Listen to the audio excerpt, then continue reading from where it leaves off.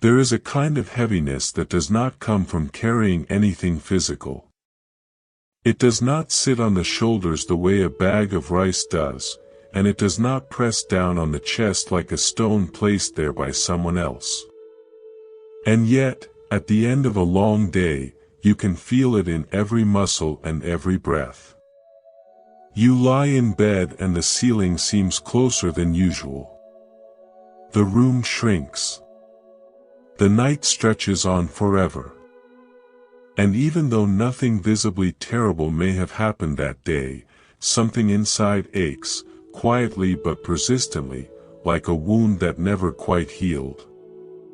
Maybe it is the memory of something someone said years ago that still stings when you least expect it. Maybe it is a worry about tomorrow that has not even arrived. Maybe it is a regret so old you cannot remember when it first took root, only that it has been living inside you for as long as you can recall. Maybe it is the feeling of not being enough, of falling behind, of watching others move forward while you stand still in a fog you did not ask for. Whatever shape it takes, this heaviness has followed human beings since the very beginning. It followed farmers in ancient India who tilled their fields under a burning sun and wondered why contentment always felt just out of reach. It followed queens in golden palaces who had everything the world could offer and still wept at night when no one was watching. It followed wandering monks who left behind their homes and families and still found, to their dismay, that the turmoil they were running from had packed itself neatly into their hearts and come along for the journey. In the ancient Pali language, the language in which many of the Buddha's teachings were first preserved, there is a word for this weight. It is kilesa. And its meaning stretches wide enough to hold all the grief, all the anger, all the jealousy, all the anxiety, all the restlessness, and all the quiet desperation that the human heart has ever known. Kilesa, the afflictions of the mind, the impurities that cloud our ability to see clearly, the invisible chains we forge for ourselves link by link, day after day, often without realizing we are doing it. But we do not need a Pali word to understand what this means. We already know. We have known since we were children, since the first time someone broke a promise and we lay awake trying to understand why it hurt so much. We have known since the first time we wanted something we could not have, and the wanting felt like a fire burning in the center of the chest. We have known since the first time we lost someone we loved and realized, with a shock that shook us to the core, that no amount of wishing could bring them back. So this is not some distant, abstract, philosophical concept that belongs only in temples or ancient texts. This is the most personal, the most intimate, the most universal thing there is. This is the shared inheritance of every human heart. And perhaps that is exactly why the Buddha spent 45 years of his life, after his awakening under the Bodhi tree, talking about it. Not in the way a scholar lectures from a podium, and not in the way a philosopher writes theories in a dusty library. He talked about it the way a good doctor speaks to a patient who is suffering, with precision, with compassion, and with the clear intention of helping. There is a story from the time of the Buddha that not many people know as well as they should.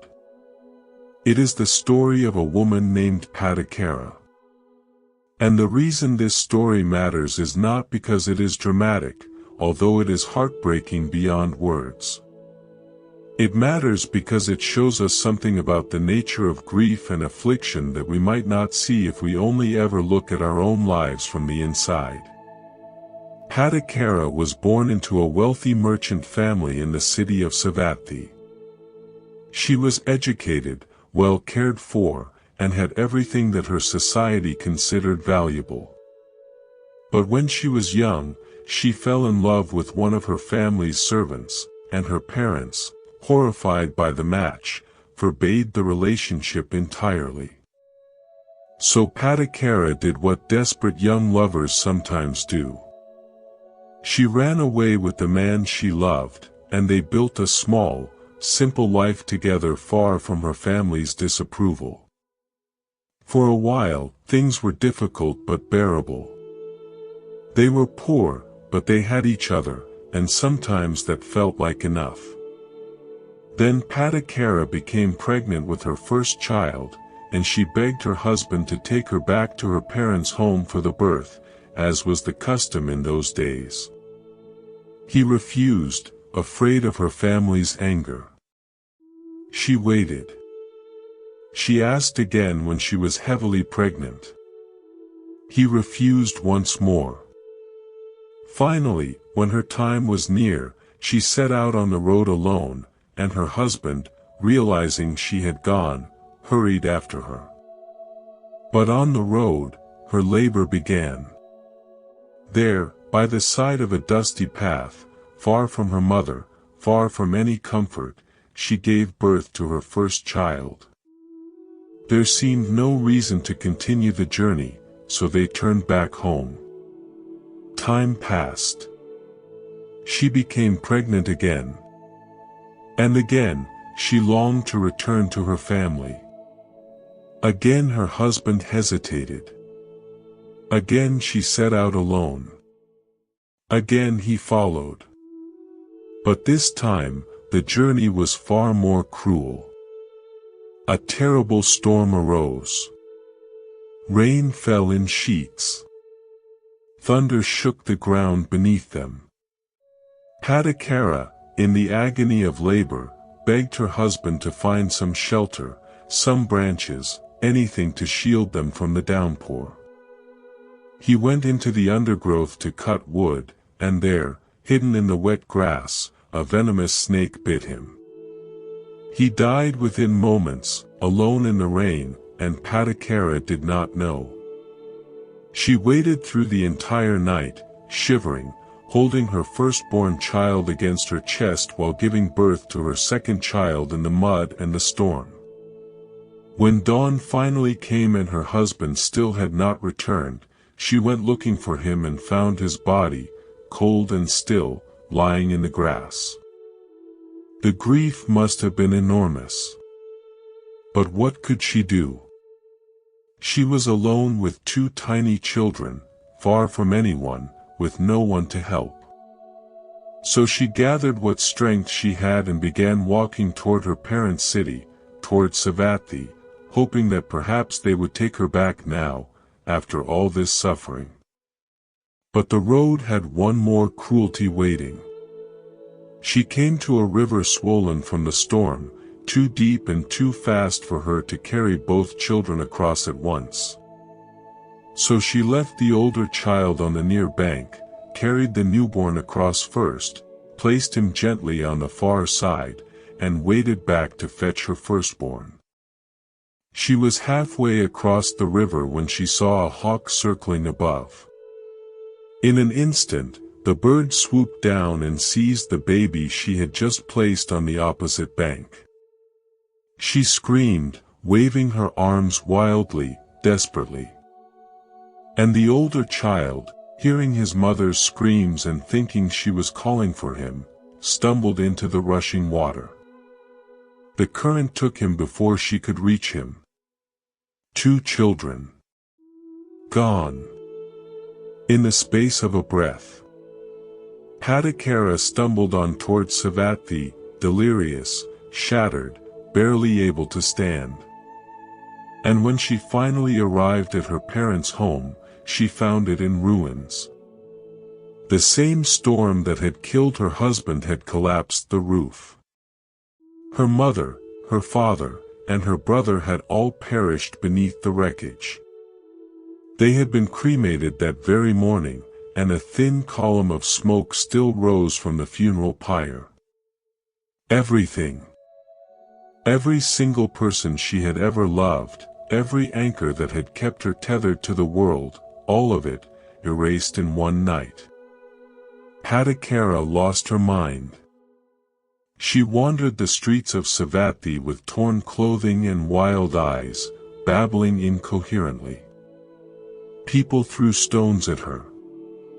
They called her mad. They stepped aside when she came near. No one saw a human being anymore. They only saw a broken creature, something to be pitied or feared or avoided. Until one day, stumbling aimlessly, she wandered into the monastery at Jetavana, where the Buddha was teaching. The monks tried to stop her, tried to turn her away. But the Buddha, seeing her from across the hall, raised his hand and said, simply, "Let her come." And when Patakara stood before him, trembling and incoherent, the Buddha spoke to her with a voice so calm and so steady that it cut through the storm inside her mind the way sunlight cuts through clouds. He said, "Sister, recover your mindfulness." That was all. Not a lecture. Not a sermon. Not a list of things she should believe or practice. Just those words, spoken with a kindness so deep and so genuine that it reached the one small part of her that was still listening. And something shifted. The fog in her mind parted, just barely, just enough for her to see where she was, who she was, what had happened. She looked at the Buddha and, for the first time in days, she was present. She was aware. She was, in the most fundamental sense, awake. What the Buddha shared with her then was not a denial of her pain.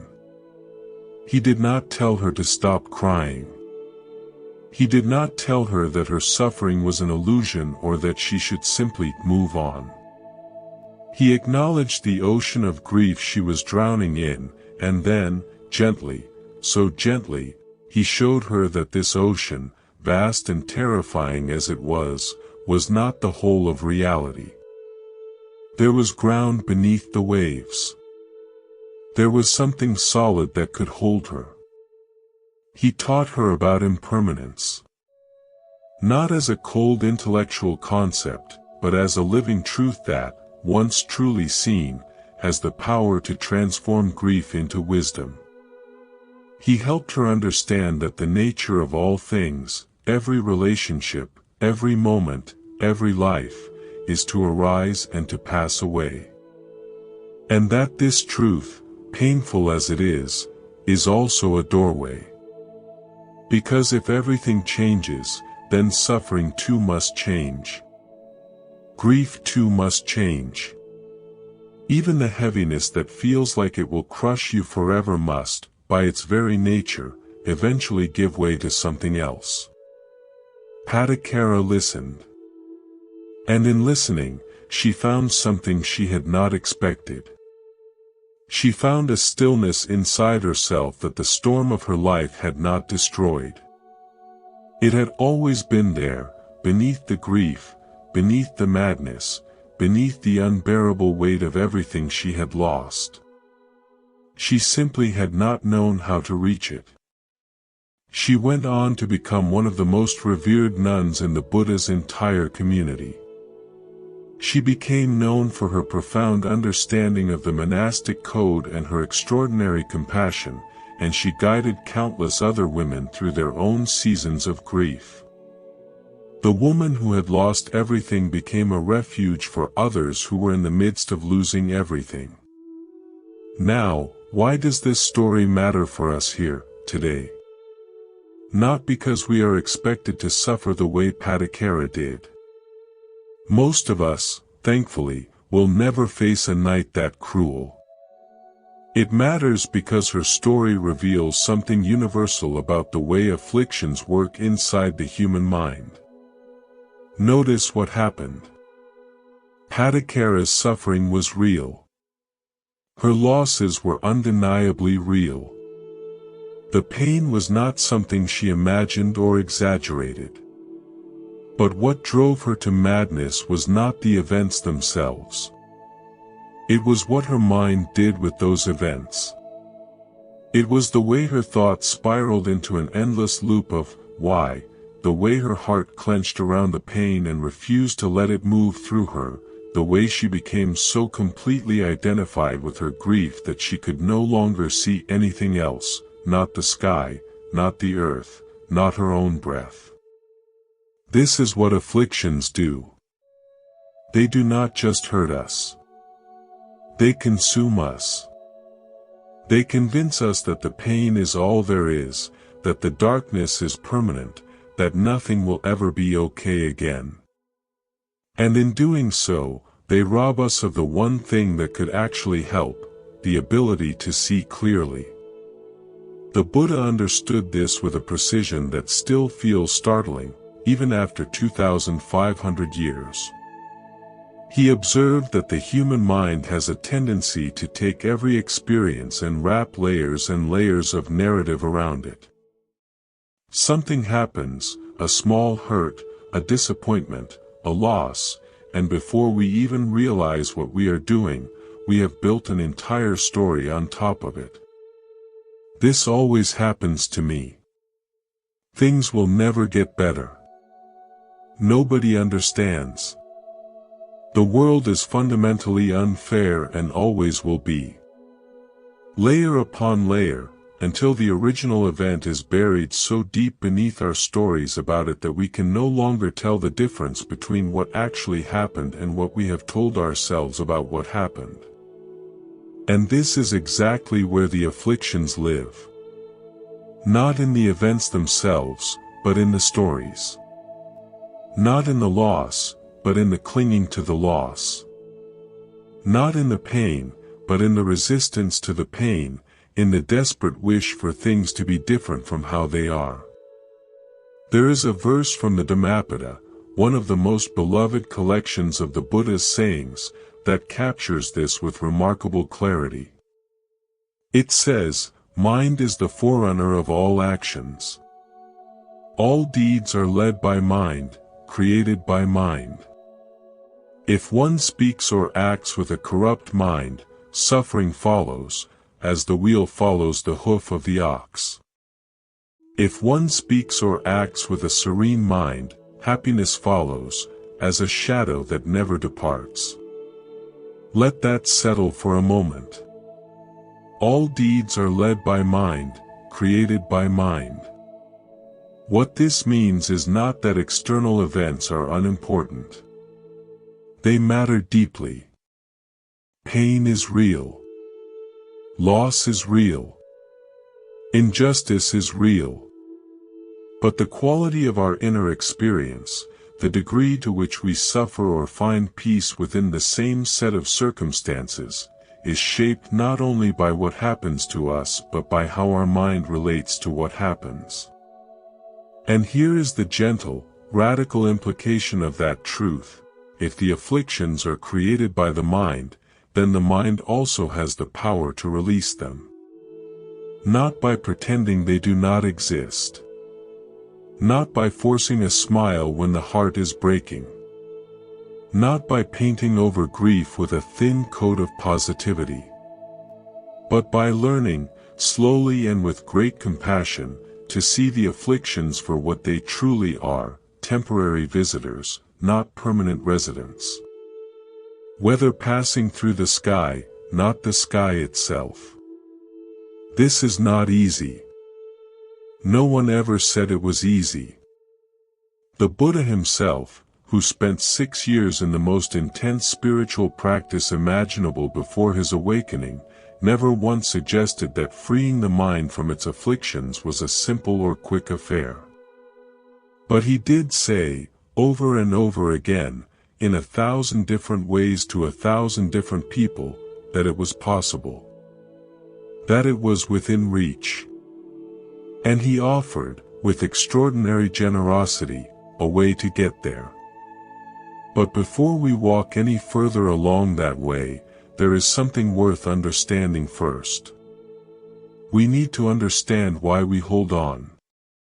Because the strangest thing about afflictions is not that they cause us pain. The strangest thing is that, even when we know they are causing us pain, we often cannot seem to let them go. We hold on to anger even when it burns us from the inside. We hold on to regrets even when they serve absolutely no purpose. We hold on to worries about a future that has not arrived yet, even when we know, from years of experience, that most of the things we worry about never actually come to pass. And the things that do come to pass are usually not the ones we spent our nights worrying about. Why? Why do we do this to ourselves? There is a story, not as widely told as it deserves to be, about a wealthy merchant named Anathapindika, one of the Buddha's most devoted lay supporters. Anathapindika was famous throughout the region for his extraordinary generosity. He was the one who purchased the Jita grove at enormous cost, covering the ground with gold coins, and offered it to the Buddha and his community as a place to live and teach. He fed hundreds of monks regularly and gave away vast sums to anyone in need. But even Anathapindika, with all his devotion and all his goodness, struggled with afflictions. There came a time when his business ventures failed, one after another, and his once enormous fortune began to dwindle. As the money disappeared, so did his peace of mind. He lay awake at night. He grew irritable with his family. He watched other merchants prosper and felt the bitter taste of envy creeping up his throat, and the shame of feeling envious made it even worse. One day he went to the Buddha and confessed his turmoil. And the Buddha, rather than rushing to comfort him, asked a question. He asked Anathapindika to consider whether the wealth he had lost had ever truly been his, in any permanent sense. Was it not something that had come to him through a complex web of causes and conditions? And was it not natural, given the way all things in this world work, that those causes and conditions would eventually shift? This was not a dismissal of Anathapindika's pain. It was an invitation to see it differently. To recognize that the affliction was not coming from the loss of money itself, but from the belief that the money had been a fixed, permanent, reliable part of his identity. The anguish was born in the gap between reality and expectation. Reality said, things change, fortunes rise and fall, nothing in this world holds still. Expectation said, this wealth is mine, it should remain, and its departure means something has gone terribly wrong with the universe. And in that gap, in that space between what is and what we believe should be, almost all of our afflictions are born. Think about your own life for a moment. Think about whatever troubles you most deeply right now.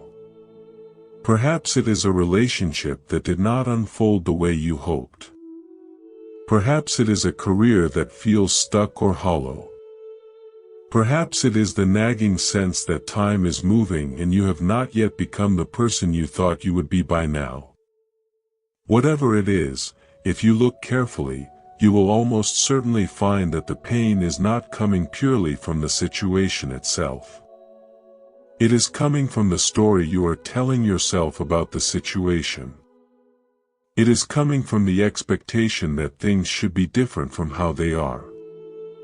This does not mean the situation is fine or that nothing needs to change. Sometimes action is necessary and good. But the affliction itself, the inner torment, the heaviness that follows you into your sleep, that comes from the clinging. It comes from the mind's refusal to accept what is true right now, in this very moment, even as we work to change it for the better. And this brings us to something the Buddha spoke about again and again, something so central to his teaching that it appears in virtually every sermon recorded in the ancient texts. It is the concept of upadana, which is most often translated as clinging or grasping. Upadana is the mind's deeply ingrained habit of seizing hold of experiences, whether pleasant or unpleasant, and refusing to release them. We cling to pleasure because we desperately want it to last. And we cling to pain because, strangely enough, it has become familiar, and there is a part of us that fears the unknown territory beyond the pain even more than the pain itself. You have probably noticed this in your own experience. There are griefs we carry long past the point where they serve any purpose, not because we enjoy suffering, but because the grief has quietly woven itself into our sense of who we are. This is me, we say, often without words, often without even knowing we are saying it. This is the person who was hurt, who was wronged, who was abandoned. And in a strange, painful way, letting go of the grief starts to feel like letting go of ourselves. The Buddha saw this with perfect clarity. He saw that human beings are not just attached to pleasant experiences. We are attached to our own suffering. We are attached to our stories about who we are and why we hurt and whose fault it is.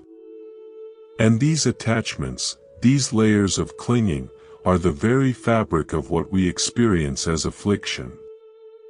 So when we talk about releasing afflictions, we are not talking about something shallow.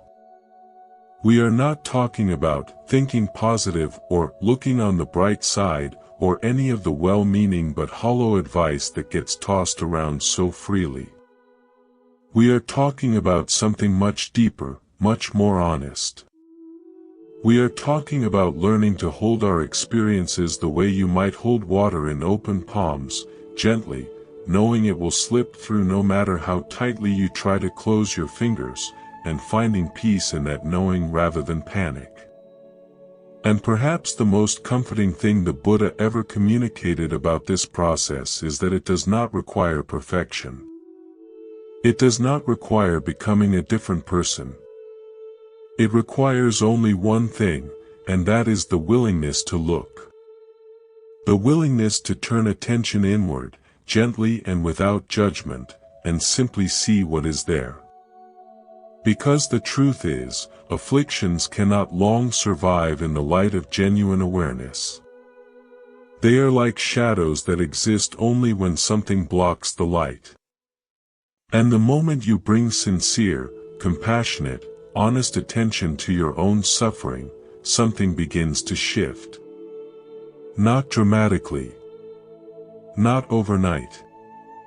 But steadily, the way the first light of dawn appears so gradually you almost miss it, until suddenly the whole sky has changed color and a new day is unmistakably here.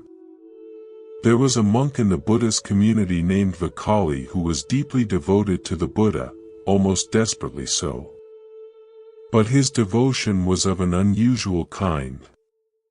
Vakali was captivated by the Buddha's physical appearance, by the radiance and beauty and extraordinary stillness of his presence.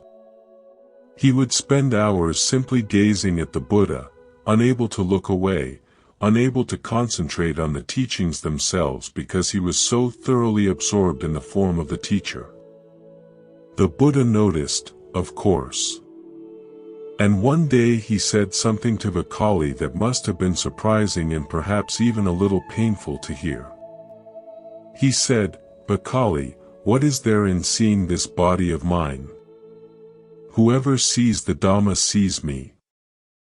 Whoever sees me sees the Dhamma." What the Buddha was telling Vakali, with great tenderness but also with unflinching honesty, was that the attachment itself had become an obstacle. Not the love, not the admiration, not the devotion, but the clinging to the external form, the fixation on what the eyes could see rather than what the heart could understand. He was showing Vakali that even beautiful, noble, seemingly spiritual attachments can become afflictions when the mind wraps around them too tightly, and that true freedom does not come from finding the perfect object to hold on to but from learning, gradually and with great patience, to hold everything with an open hand, the way the sky holds clouds, letting them drift through without grasping at their shapes or mourning when they dissolve. The Kali struggled with this for a long time. When the Buddha eventually asked him to leave Jetavana so that he could begin to break this pattern of fixation, the Kali was devastated. He climbed to the peak of a mountain, so distressed that he considered throwing himself from the cliff. And in that moment, at the very edge of the precipice, the Buddha's voice reached him, not physically but through the power of the teaching itself, through the truth he had been hearing all along but had been too preoccupied with the teacher's form to absorb. In that moment of extremity, the Kali finally understood. He let go of the attachment to the form and grasped the essence of what the Buddha had been offering him all along. He attained full awakening right there, on the edge of the cliff, at the very moment when he stopped clinging. There is something remarkable in this image. A man standing at the edge of a precipice, holding on so tightly to something beautiful that the holding itself nearly destroyed him, and finding freedom not by acquiring something new but by releasing what he already had. How many of us are standing at our own precipices, clinging to things that are pulling us toward the edge, not because we are foolish but because we have confused the holding with the loving. Loving something and clinging to something are not the same act. They look similar from the outside, the way a gentle hand on someone's shoulder looks the same whether it is resting there in tenderness or gripping in fear. But on the inside, they feel entirely different. Love opens the hand. Clinging closes it. Love says, "You are precious to me, and I will cherish you for as long as our paths walk together." Clinging says, "You must never change, never leave, never be anything other than what I need you to be, or I will shatter." One is a warm breeze. The other is a cage disguised as an embrace. The Buddha saw this distinction with extraordinary subtlety.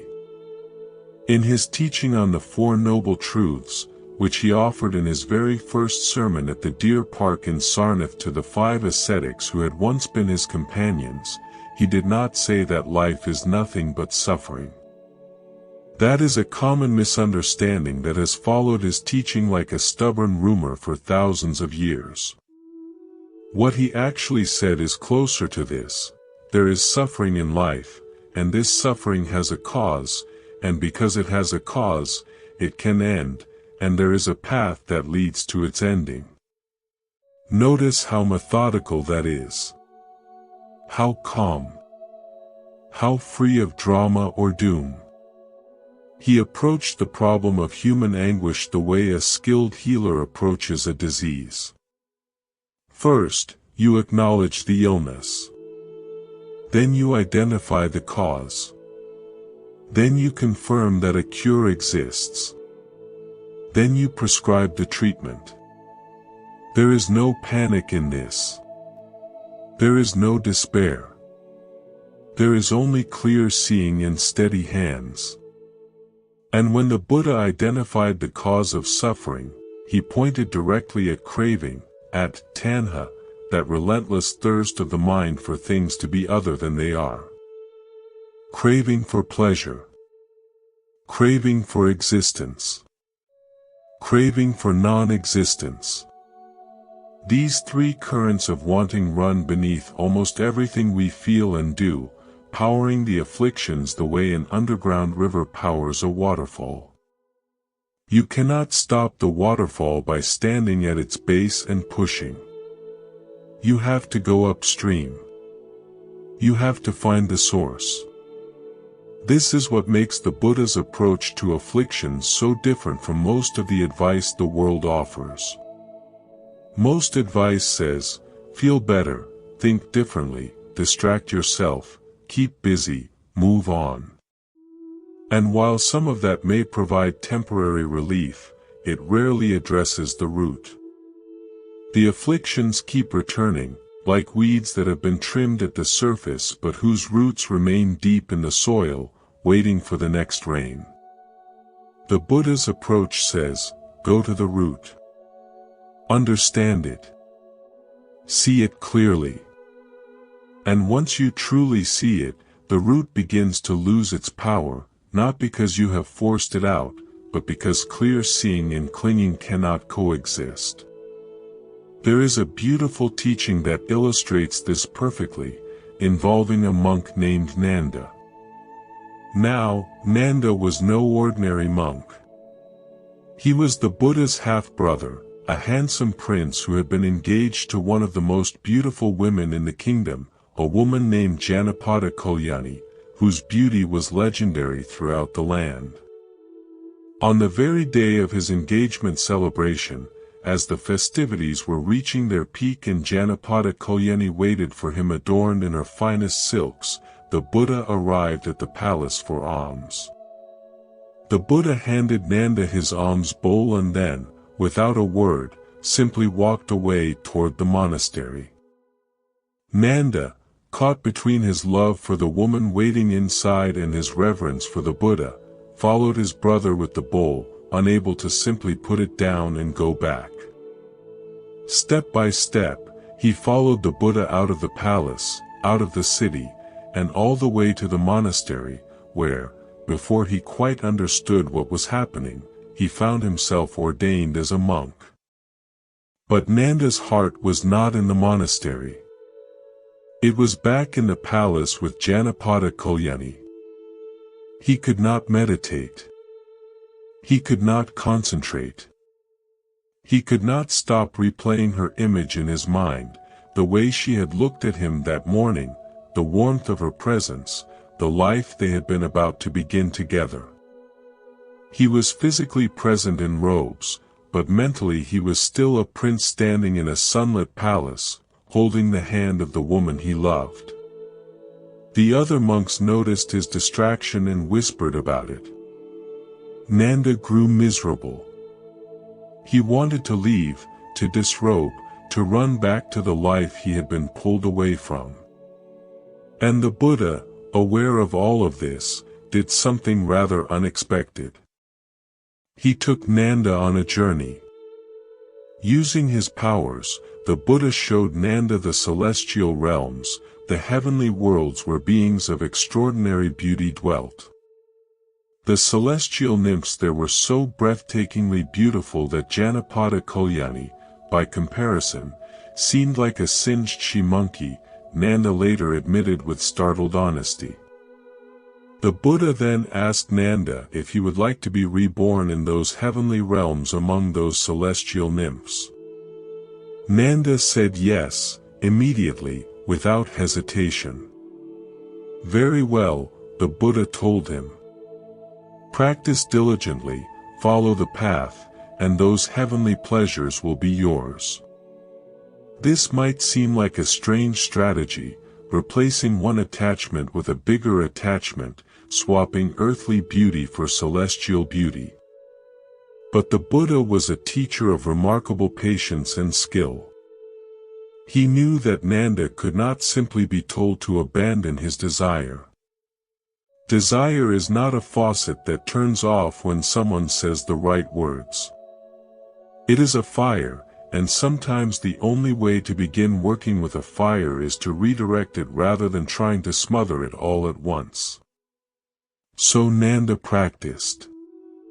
He meditated, he followed the precepts, he applied himself with a new enthusiasm, motivated by the promise of celestial pleasures. And as he practiced, something unexpected began to happen. His mind grew clearer. His concentration deepened. He began to see, with increasing sharpness, the actual nature of desire itself, how it arises, how it pulls, how it creates a whole world of longing inside the mind, and how, when examined closely and honestly, it is empty. Not empty in the sense of hollow or meaningless. Empty in the sense that desire, like everything else, has no permanent substance. It arises from conditions, it burns brightly for a time, and then, when those conditions change, it fades. The beauty he had been so desperate to possess, whether earthly or heavenly, was impermanent. The pleasure it promised would come and go like every pleasure before it. And chasing pleasure from one form to the next, endlessly, lifetime after lifetime, was not freedom. It was a wheel. Nanda saw this. He truly saw it, not as an idea, not as words in a sermon, but as a direct, unmistakable recognition that arose from his own practice. And in that seeing, something quietly released. The craving for Janapada Kalyani did not vanish in a flash of lightning. It loosened. It softened. It no longer had the same iron grip on his heart. And the craving for the celestial nymphs, which had motivated his practice in the beginning, also dissolved, because he now understood that no object of desire, no matter how beautiful, could give him what he was actually looking for. What was he looking for? The same thing we are all looking for, whether we know it or not. Peace. Not the peace of getting what we want, which is always temporary, always conditional, always shadowed by the fear of losing it. But the peace of no longer being at war with ourselves. The peace of a mind that can witness pleasure and pain alike without being thrown into chaos by either one. Nanda attained that peace. He became an arahant, one who has fully liberated the mind from all afflictions. And when his fellow monks later asked him about his journey, he spoke with a gentle humor about his early infatuation, without shame, without regret. He had walked the entire path, from desire to obsession to effort to insight to freedom, and each step, even the ones driven by attachment, had been necessary. What this story reveals is something profoundly compassionate about the Buddha's approach. He did not condemn Nanda's desire. He did not shame him for missing Janapada Kalyani. He did not demand that Nanda instantly drop his attachments and become a perfect monk. He met Nanda exactly where he was, in the thick of his longing, and offered him a way to work with that longing rather than against it. He understood that you cannot bully the mind into freedom. You can only guide it, step by gentle step, toward a clarity that makes freedom inevitable. And this, perhaps, is the most important thing to understand about how the Buddha approached the problem of afflictions. He never asked anyone to pretend they were not suffering. He never asked anyone to deny their feelings, suppress their desires, or paper over their pain with spiritual platitudes. What he asked, over and over, was simply this: look. Pay attention. See what is actually happening inside you, right now, in this very moment. Not what you wish were happening. Not what you think should be happening. What is? There is a Pali term for this quality of seeing, and it is sati, which we most commonly translate as mindfulness. But mindfulness has been used so broadly in modern culture that it has begun to lose its edge. When the Buddha spoke of sati, he meant something very specific. He meant the clear, non-judgmental, continuous awareness of what is occurring in the present moment, in the body, in the feelings, in the mind, and in the patterns of thought and perception that shape our experience. Sati is not about relaxation, though relaxation may come. It is not about achieving a state of bliss, though moments of joy often arise naturally within it. It is about seeing clearly, honestly, without flinching. Because the Buddha recognized that the afflictions thrive in the dark.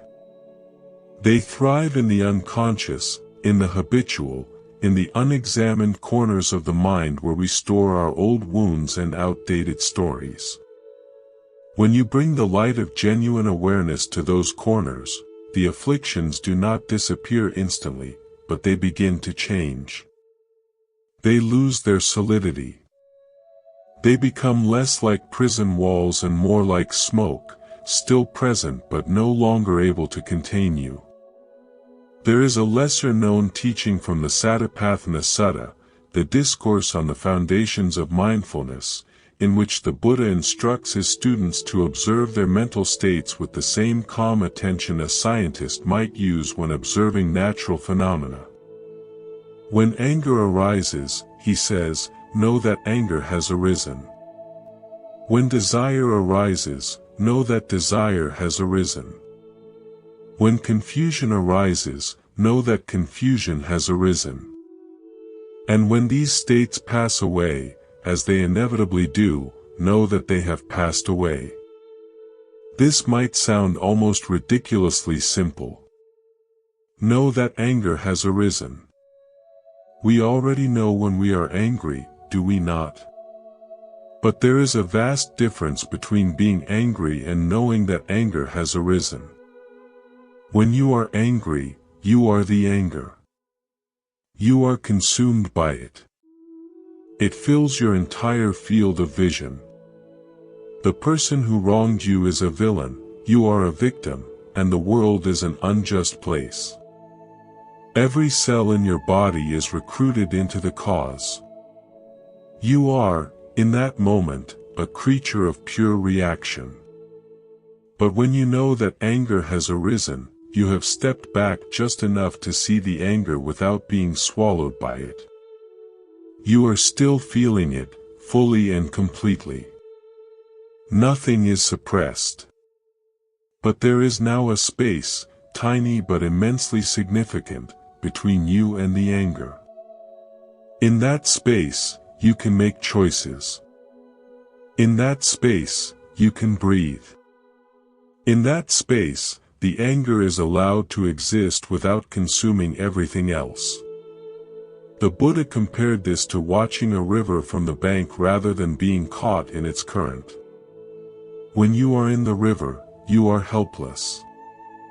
The water pulls you wherever it wants.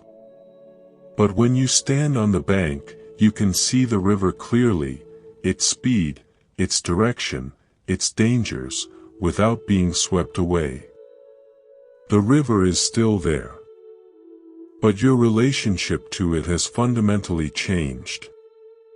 This is what mindfulness does for our afflictions. It does not eliminate them by force. It changes our relationship to them. And that change of relationship is, in many ways, the whole of the spiritual path.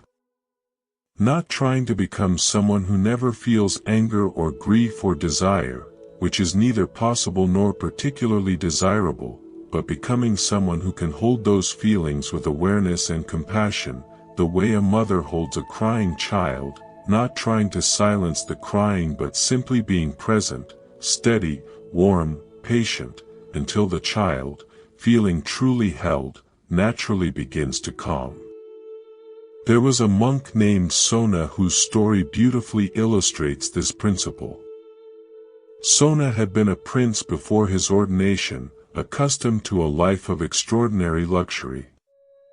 His feet were so soft from a lifetime of walking on silk cushions that when he began the walking meditation practice favored by many monks in the Buddha's community, his feet bled on the rough ground. But Sona was determined. He threw himself into practice with fierce intensity, meditating for hours without rest, pushing his body and mind to their limits. Despite all this effort, or perhaps because of it, awakening eluded him. The harder he tried, the more frustrated he became. His mind was tight, tense, rigid with effort. He was like a man trying to catch a butterfly by lunging at it again and again, growing more exhausted and more agitated with every failed attempt, while the butterfly drifted serenely just beyond his reach. Sona began to consider disrobing. He thought perhaps the monastic life was not suited to him, that he lacked whatever mysterious quality was needed for liberation. And it was at this point that the Buddha came to him and asked a question that changed everything. Sona, in your former life as a prince, were you skilled at playing the lute? Sona answered that yes, he had been quite accomplished. And tell me, the Buddha continued, when the strings of the lute were too tight, did the lute produce a pleasing sound? No, Sona said. When the strings were too tight, the sound was harsh and unpleasant. And when the strings were too loose? When they were too loose, the sound was dull and lifeless. And when the strings were tuned to just the right tension, neither too tight nor too loose, then the lute produced the most beautiful music. The Buddha smiled. It is exactly the same with the mind, Sona. When effort is too intense, the mind becomes agitated and tense. When effort is too slack, the mind becomes lazy and dull. But when you find the middle point, neither straining nor slacking, the mind becomes capable of its most beautiful work. This teaching has been passed down for over 2 millennia, and its wisdom has not aged a single day. Because how many of us approach our own inner lives with exactly this kind of imbalance? We either push too hard, demanding of ourselves an impossible standard of peace and equanimity and spiritual achievement, or we give up entirely, deciding that inner freedom is for monks and saints and not for ordinary people with jobs and bills and complicated families. The Buddha is saying something wonderfully liberating here. You do not have to try so hard. You do not have to wrestle your afflictions into submission. You do not have to wage war against your own mind. In fact, that very war, that aggressive striving to fix yourself, that desperate grasping for a state of peace, can itself become another form of clinging, another affliction layered on top of the ones you already have. What you need is something gentler. A steady attention. A willingness to sit with what is uncomfortable without either running from it or drowning in it. The middle way between suppression and indulgence. Not pushing the afflictions away and not inviting them in for a permanent stay, but simply acknowledging their presence, the way you might acknowledge a storm outside your window. Yes, there you are. Rain. Thunder. I see you. I will sit here, warm and dry, and wait. And the storm passes. It always does. That is the nature of storms, and it is the nature of afflictions too. They arise when conditions come together to produce them. They exist for as long as those conditions sustain them. And when those conditions change, as they inevitably must, the afflictions dissolve. Not because you defeated them, but because you stopped feeding them with your resistance, your stories, your desperate need for them to be gone. This is one of the most counterintuitive truths the Buddha ever taught, that the quickest way to perpetuate an affliction is to fight it. The moment you declare war on your own anger, your own sadness, your own fear, you have given those feelings an enemy to push against, and opposition is a form of energy. It keeps the very thing you are opposing alive and vigorous. But when you simply sit with the feeling, allowing it to be what it is without adding fuel, it burns through its energy naturally and, in its own time, grows quiet. This does not mean passivity. It does not mean accepting injustice or tolerating abuse or sitting idle while your life falls apart. There is a world of difference between accepting a feeling and accepting a situation. You can fully accept that you are angry without accepting the circumstance that made you angry. You can sit with grief without abandoning the effort to build a life worth living. Inner acceptance and outer action are not opposites. They are partners.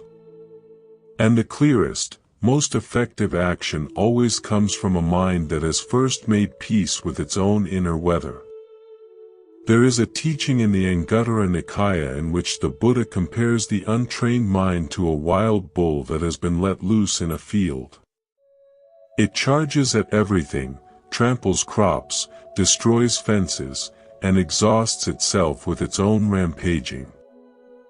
The trained mind, by contrast, is like a bull that has been gently, patiently guided back to its post, not by force, not by whipping, but by the patient hand of the farmer who understands the animal's nature and works with it rather than against it. We are, all of us, both the farmer and the bull. The rampaging energy of our afflictions is one part of us, and the calm, patient awareness that can guide that energy is another part. The Buddha's teaching is, at its core, a set of instructions for developing the farmer within us, for strengthening that quiet, steady presence that can meet even the wildest inner storms without being destroyed by them, without even being diminished by them. Because the storms are not the enemy. The storms are simply what minds do. They rage and they pass. They darken the sky and they move on. And what remains, what has always remained, is the sky itself, vast, open, unharmed. Now, there is something else worth sitting with here, something the Buddha returned to again and again in his teachings, and it goes deeper than mindfulness, deeper than the observation of feelings, deeper than the tuning of effort. It is the question of who, exactly, is suffering. And this question, strange as it might sound at first, turns out to be one of the most powerful keys to releasing the afflictions that weigh us down. Think about it for a moment. When you say, "I am angry," what do you mean by "I"? When you say, "I am afraid," who is the one who is afraid? When you say, "My heart is broken," who is the owner of that heart? We use these phrases so automatically, so constantly, that we never stop to examine what they actually point to. There is this unquestioned assumption running beneath every thought and every feeling we have, and the assumption is this: there is a solid, fixed, unchanging me at the center of all my experiences, a me who owns these emotions, who suffers these losses, who carries these burdens. The Buddha looked at this assumption very carefully, with the precision of a jeweler examining a stone under bright light, and he came to a conclusion that has startled people for 2,500 years. He said, "That solid, fixed, unchanging me you believe in so deeply. It is not there. Not in the way you think it is." This teaching is called anatta, or non-self, and it is perhaps the most misunderstood of all the Buddha's insights. People hear "no self" and immediately assume the Buddha was saying that we do not exist, that we are ghosts, that nothing matters. But that is not what he meant at all.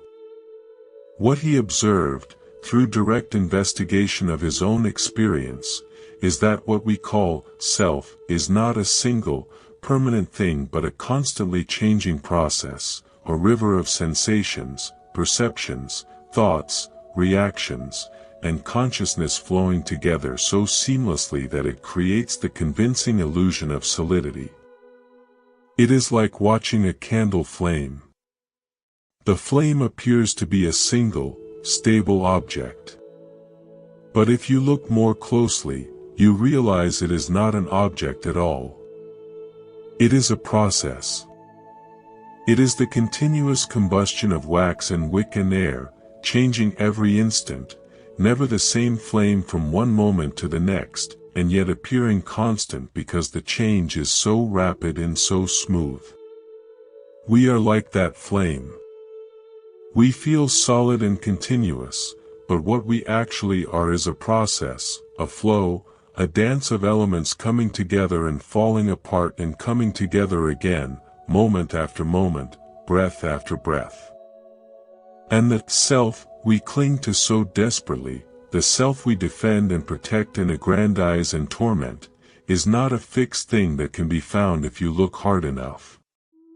It is a story the mind tells itself, a narrative constructed from memories and habits and preferences and fears, convincing and consistent enough to feel real but ultimately as substantial as the plot of a dream. Now, why does this matter for our afflictions? It matters enormously. Because almost every affliction we carry is rooted in this sense of a fixed self that is being threatened, insulted, deprived, or disappointed. I was disrespected. I was abandoned. I am not good enough. I deserve better than this.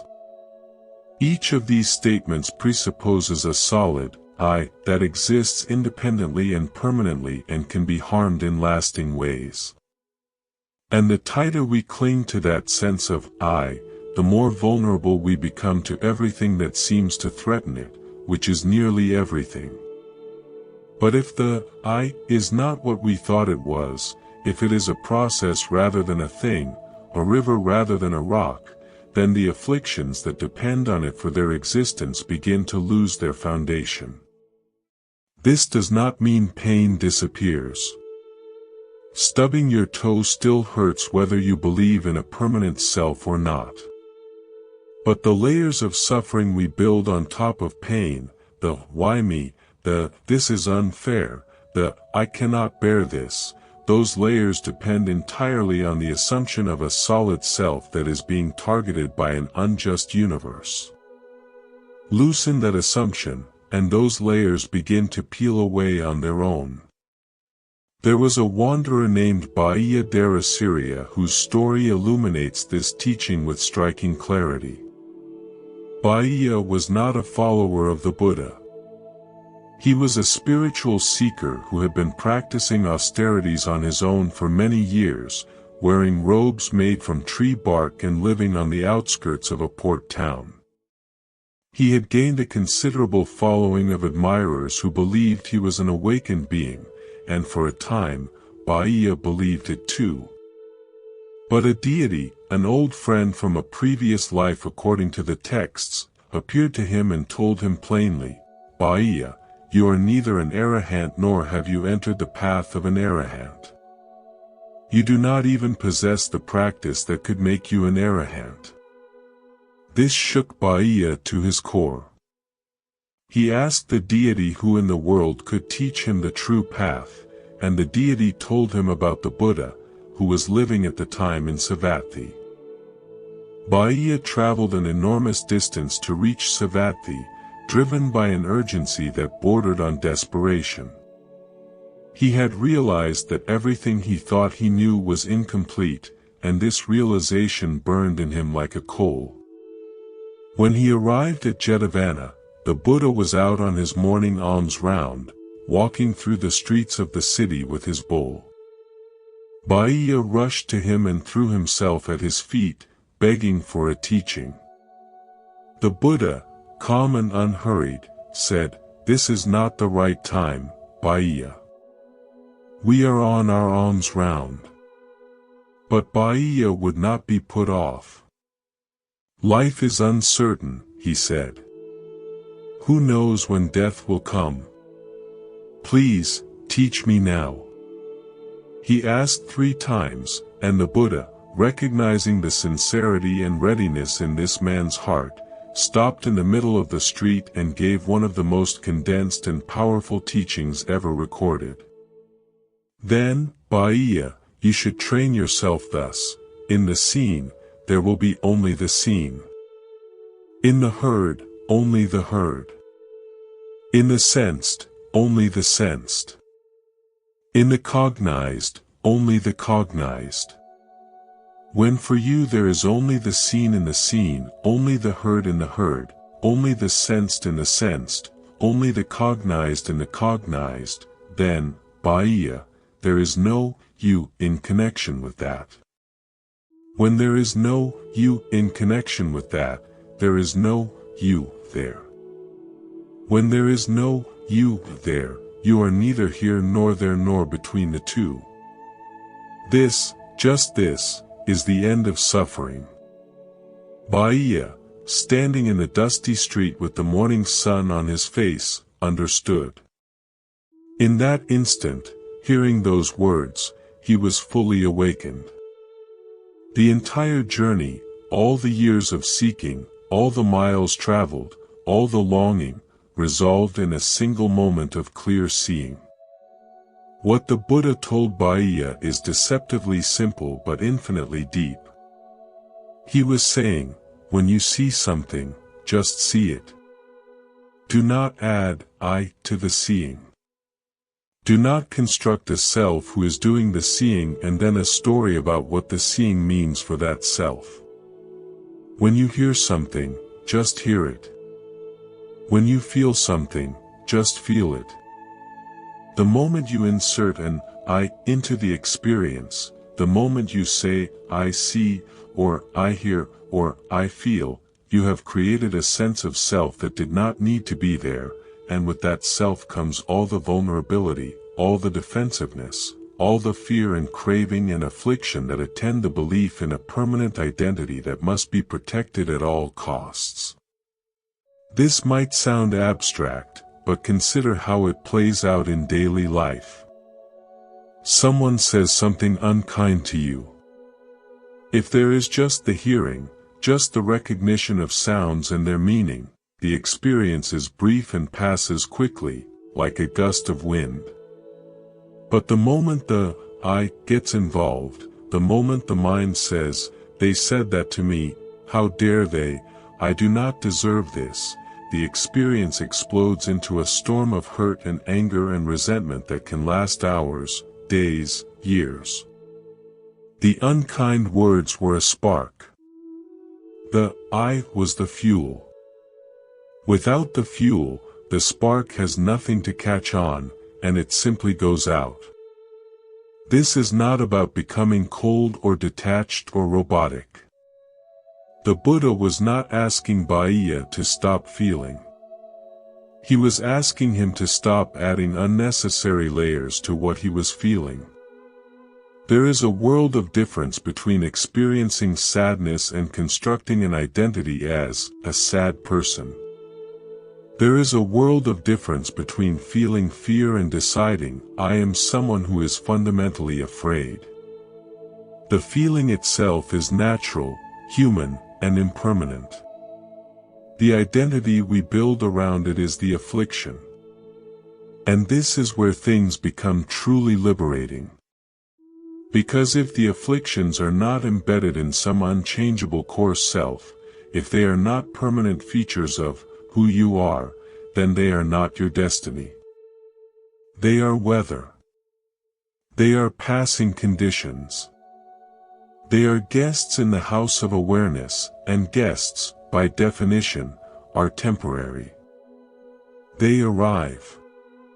They stay for a while. And then they leave. You do not have to evict them by force. You do not have to slam the door in their faces. You simply have to stop believing they are the homeowners. The Buddha told a story once about a king named Pasenadi of Kosala, who was one of the most powerful rulers in ancient India and a devoted student of the Buddha.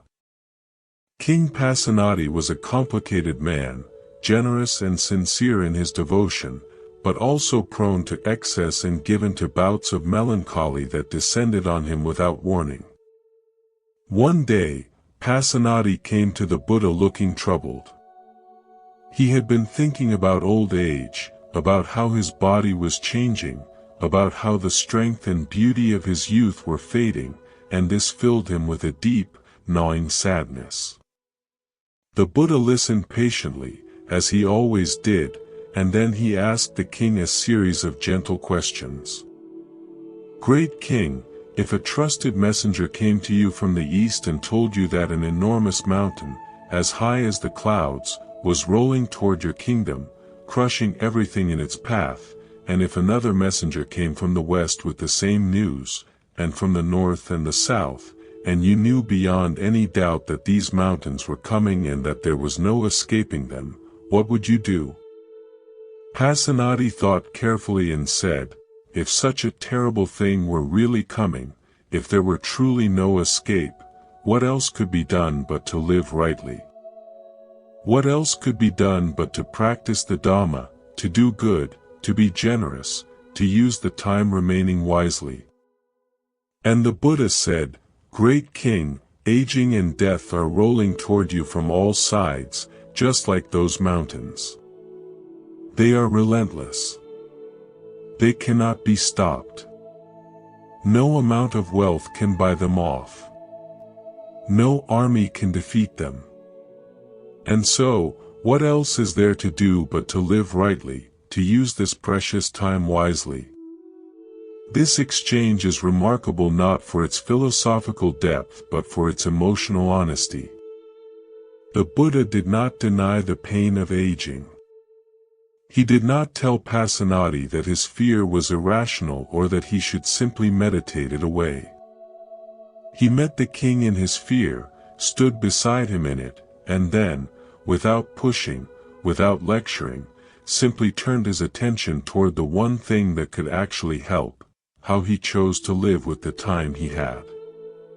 Because here is something that often gets lost in discussions about releasing afflictions. It is not a purely internal, passive exercise. The Buddha was not suggesting that we sit in a cave and contemplate non-self until all our problems evaporate.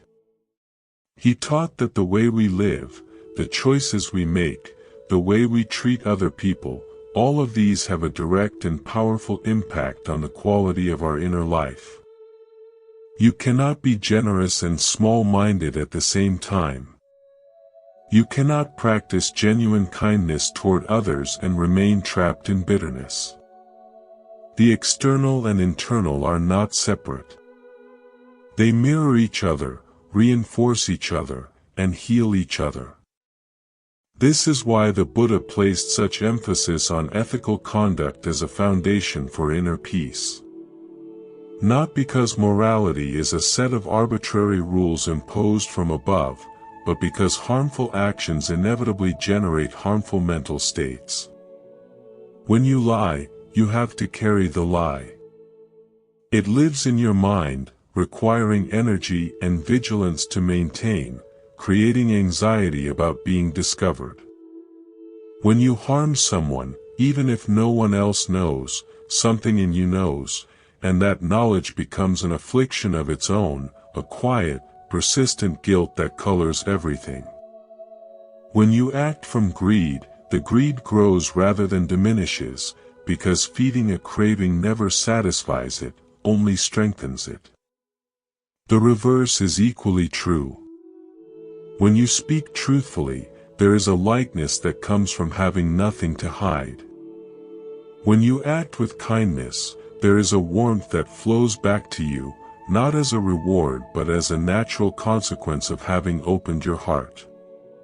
When you practice generosity, you discover, often to your surprise, that you feel richer rather than poorer, because the act of giving loosens the grip of the scarcity mentality that is itself one of the most persistent afflictions of all. There is a story from the texts about a woman named Visakha, one of the Buddha's foremost female lay disciples. Visakha was extraordinarily wealthy and equally extraordinary in her generosity. She built the Eastern Park Monastery for the Buddha and his community and supported monks and nuns for decades with food, medicine, robes, and shelter. When her beloved granddaughter died suddenly, Visakha came to the Buddha overcome with grief. The Buddha, with his characteristic gentleness, asked her, "Visakha, how many people live in Savatthi?" She answered that there were many, perhaps 7 million. "And if all of them were as dear to you as your granddaughter, how many sorrows would you have?" 7 million sorrows, she said. "And if each day, one of them were to die, would there be a day when you were free from grief?" Visakha understood. She saw that the depth of her sorrow was directly proportional to the intensity of her attachment. The more people she loved with clinging, with the desperate need for them never to change or leave or die, the more suffering she would carry. This did not mean she should stop loving. The Buddha never taught that. What he was showing her was the difference between love that clings and love that flows, between holding someone in your heart and holding them in a cage. Visakha's grief did not vanish in that conversation. But something in her shifted. She began to love with more openness, more spaciousness. She continued to be one of the most generous and warm-hearted people in the Buddha's community, but her love became less like grasping and more like sunlight, offered freely in every direction, not diminished by the coming and going of those it touched. This distinction between clinging love and open love is one of the Buddha's most tender teachings, and it touches something very deep in all of us. Because most of our grief, if we are honest, is not really about the other person. It is about ourselves. When someone we love dies or leaves, the pain we feel is real, and it deserves to be honored. But beneath the surface of that pain, if we look carefully, we often find something else, the fear that without this person, we will not be whole. The terror of being alone. The conviction that our happiness depended on their presence and that now, without them, happiness is no longer possible. The Buddha saw through this conviction with total clarity. Happiness that depends on another person's presence is not freedom. It is a beautiful form of captivity. And when the person leaves, as all people eventually must, the captivity does not end. It simply transforms from the captivity of having into the captivity of having lost, and the suffering continues uninterrupted. True liberation from grief, the Buddha taught, does not come from learning not to love. It comes from learning to love without requiring the object of your love to be permanent. It comes from holding every moment of connection as the precious, fleeting, unrepeatable gift that it is, and then, when the moment passes, as all moments must, letting it go with gratitude rather than grasping. This is enormously difficult. Let no one pretend otherwise. The Buddha certainly did not pretend it was easy.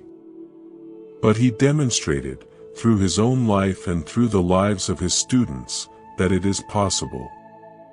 And the path to it is not one of renunciation or denial but of deepening understanding. The more clearly you see the nature of things, the more naturally the clinging begins to soften. Not because you have forced yourself to let go, but because holding on to something that is changing is like trying to hold your reflection in water. The effort itself is futile, and recognizing that futility is not defeat. It is wisdom. There was a monk named Faguna who became seriously ill and was confined to his bed in the monastery. The Buddha went to visit him and found him in great pain, barely able to speak. Rather than offering general words of comfort, the Buddha sat beside him and began to ask careful, probing questions about his inner state. Faguna, is your mind at peace? Are your painful feelings increasing or decreasing?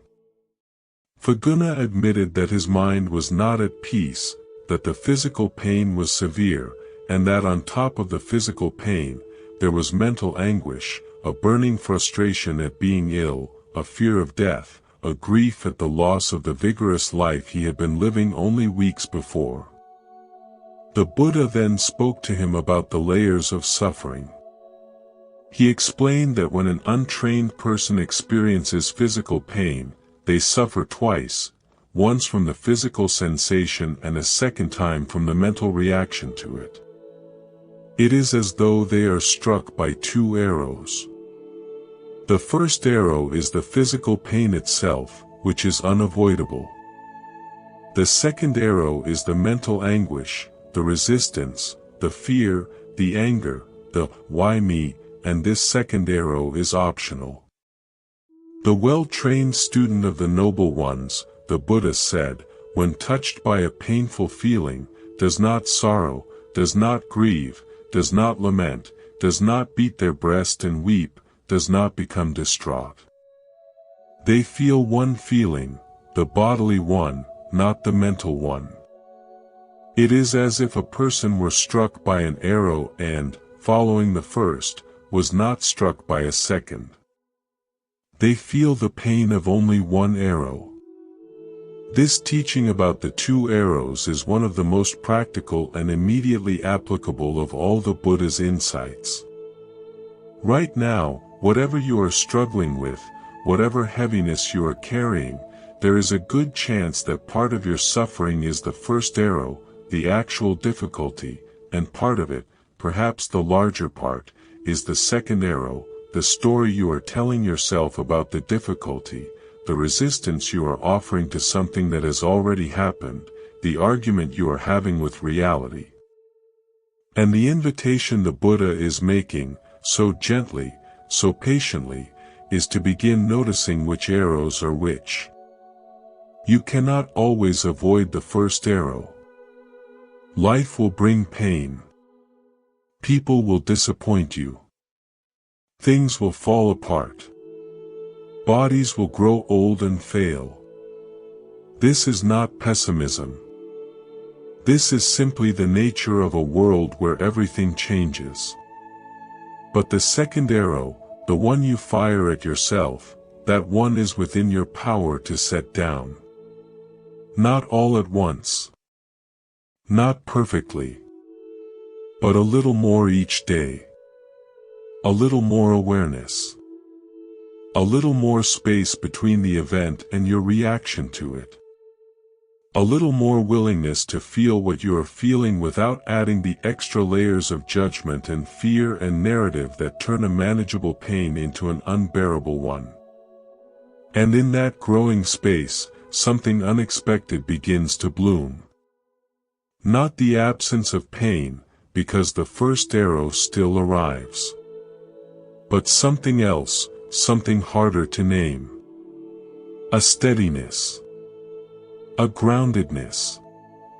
A quality of being present with whatever arises, pleasant or painful, without being overthrown by it. The ancient texts call it upekkha, which is usually translated as equanimity, though that English word sounds cooler and more distant than the Pali original intends. Upekkha is not indifference. It is not the cold detachment of someone who has stopped caring. It is the warm, steady, open-hearted balance of someone who cares deeply but is no longer tossed around by every wave of feeling that passes through, the way an ancient tree stands firm through every season, its roots deep enough to hold it steady whether the wind brings blossoms or storms. Equanimity is not something you achieve once and then possess forever, like a diploma hanging on the wall. It is something you practice, moment by moment, choice by choice, breath by breath. Some days it comes easily. You wake up feeling steady, and the events of the day flow through you without sticking. Other days, it feels impossible. Something triggers you, some old wound reopens, and suddenly you are caught in the current again, thrashing and gasping and wondering what happened to all that hard-won peace. And that is perfectly fine. The Buddha was very clear about this. The path is not a straight line from suffering to freedom. It is more like learning to walk. You take a step, you wobble, you fall, you get up, you take another step. And each fall is not a failure. It is simply what learning looks like from the inside. The only failure would be to stop getting up. The only real obstacle would be to decide, after falling, that walking is impossible and to remain on the ground forever. There is a quality in the Buddha's teaching that often gets overlooked because it does not make for dramatic stories or catchy sayings. It is patience. The word in Pali is khanti, and it carries a meaning that goes far beyond simply waiting without complaining. Khanti is the deep, steady willingness to endure difficulty without being destroyed by it. It is the ability to sit in the fire of your own emotions and trust that you will not be consumed. It is the courage to feel everything, to hide from nothing, and to keep your heart open even when every instinct is screaming at you to close it. The Buddha ranked patience among the highest virtues, and he spoke about it often, not as passive endurance but as an active, conscious choice to meet life with an open heart rather than a clenched fist. In one teaching, he said that there is no fire like passion, no grip like hatred, no net like delusion, and no torrent like craving, but he also said that there is no armor like patience. Patience is the quiet strength that allows you to face your afflictions without either surrendering to them or waging war against them. It is the middle ground between collapse and combat, and it is perhaps the most underrated quality a human being can cultivate. And patience, in the Buddha's understanding, is not something you practice only toward the world outside. It is something you practice toward yourself. Toward your own stumbling. Toward your own recurring fears. Toward the habits of mind that you thought you had outgrown but that show up again and again, like weeds you were sure you had pulled. When the anger returns for the 100th time, patience says, "Welcome back. I know you. I will sit with you, and you will pass." When the old grief resurfaces at an unexpected moment, patience says, "Of course you are here. You are not finished yet. That is all right. Take the time you need." This gentle stance toward oneself is something many people struggle with far more than any meditation technique or philosophical insight. We are so accustomed to judging ourselves harshly, to holding ourselves to impossible standards, to beating ourselves up every time we fall short, that the simple act of being kind to our own wounded hearts can feel revolutionary. And yet, the Buddha taught again and again that compassion, karuna, begins at home. You cannot offer the world a kindness you refuse to give yourself. You cannot heal others with a medicine you will not take yourself. The inner landscape must be tended first, not out of selfishness but out of necessity, the way a gardener must water the roots before expecting the branches to bear fruit. There is a story from the time of the Buddha about a monk named Angulimala, and while many people know the broad outlines of this tale, the details are worth dwelling on because they reveal something astonishing about the capacity of the human heart to transform. Angulimala was not always a killer. He was born a himsaka, which means, the harmless one, and he was by all accounts a brilliant and gentle young man, a star pupil at one of the great universities of ancient India. His teacher, the renowned Brahmin scholar under whom he studied, grew jealous of his talent and popularity among the other students. To destroy Ahimsaka, the teacher devised a terrible plan. He told the young man that to complete his education, he would need to bring his teacher a garland of 1,000 human fingers.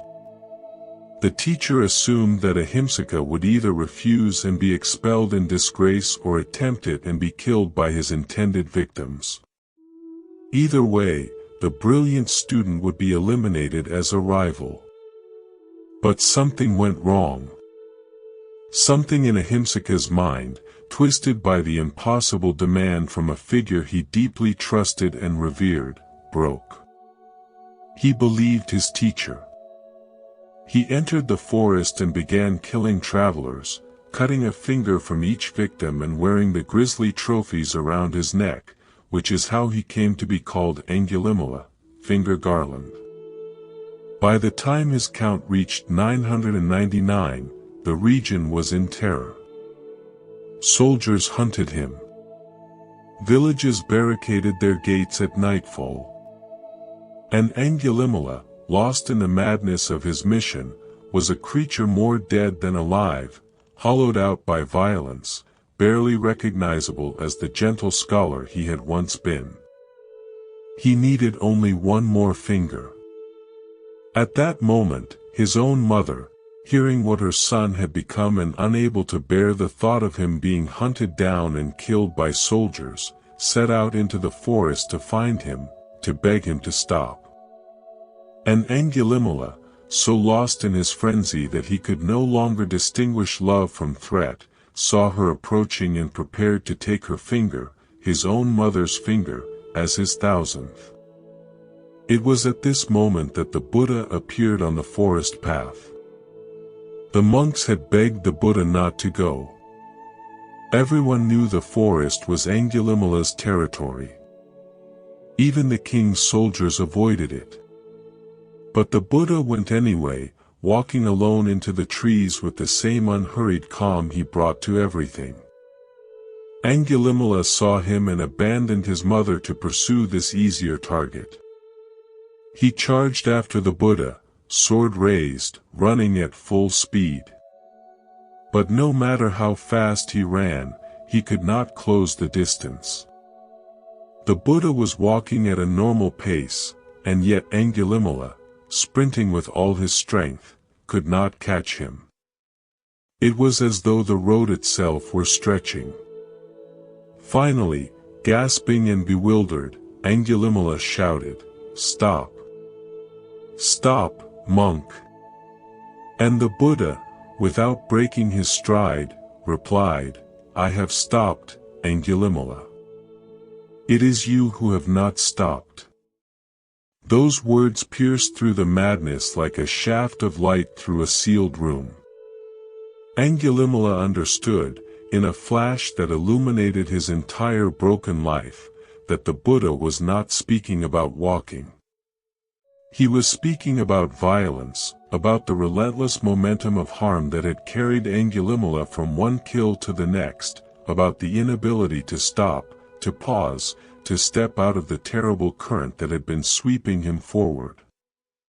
Angulimala dropped his sword. He fell to his knees. And in that moment, everything changed. The Buddha ordained him on the spot. Angulimala became a monk.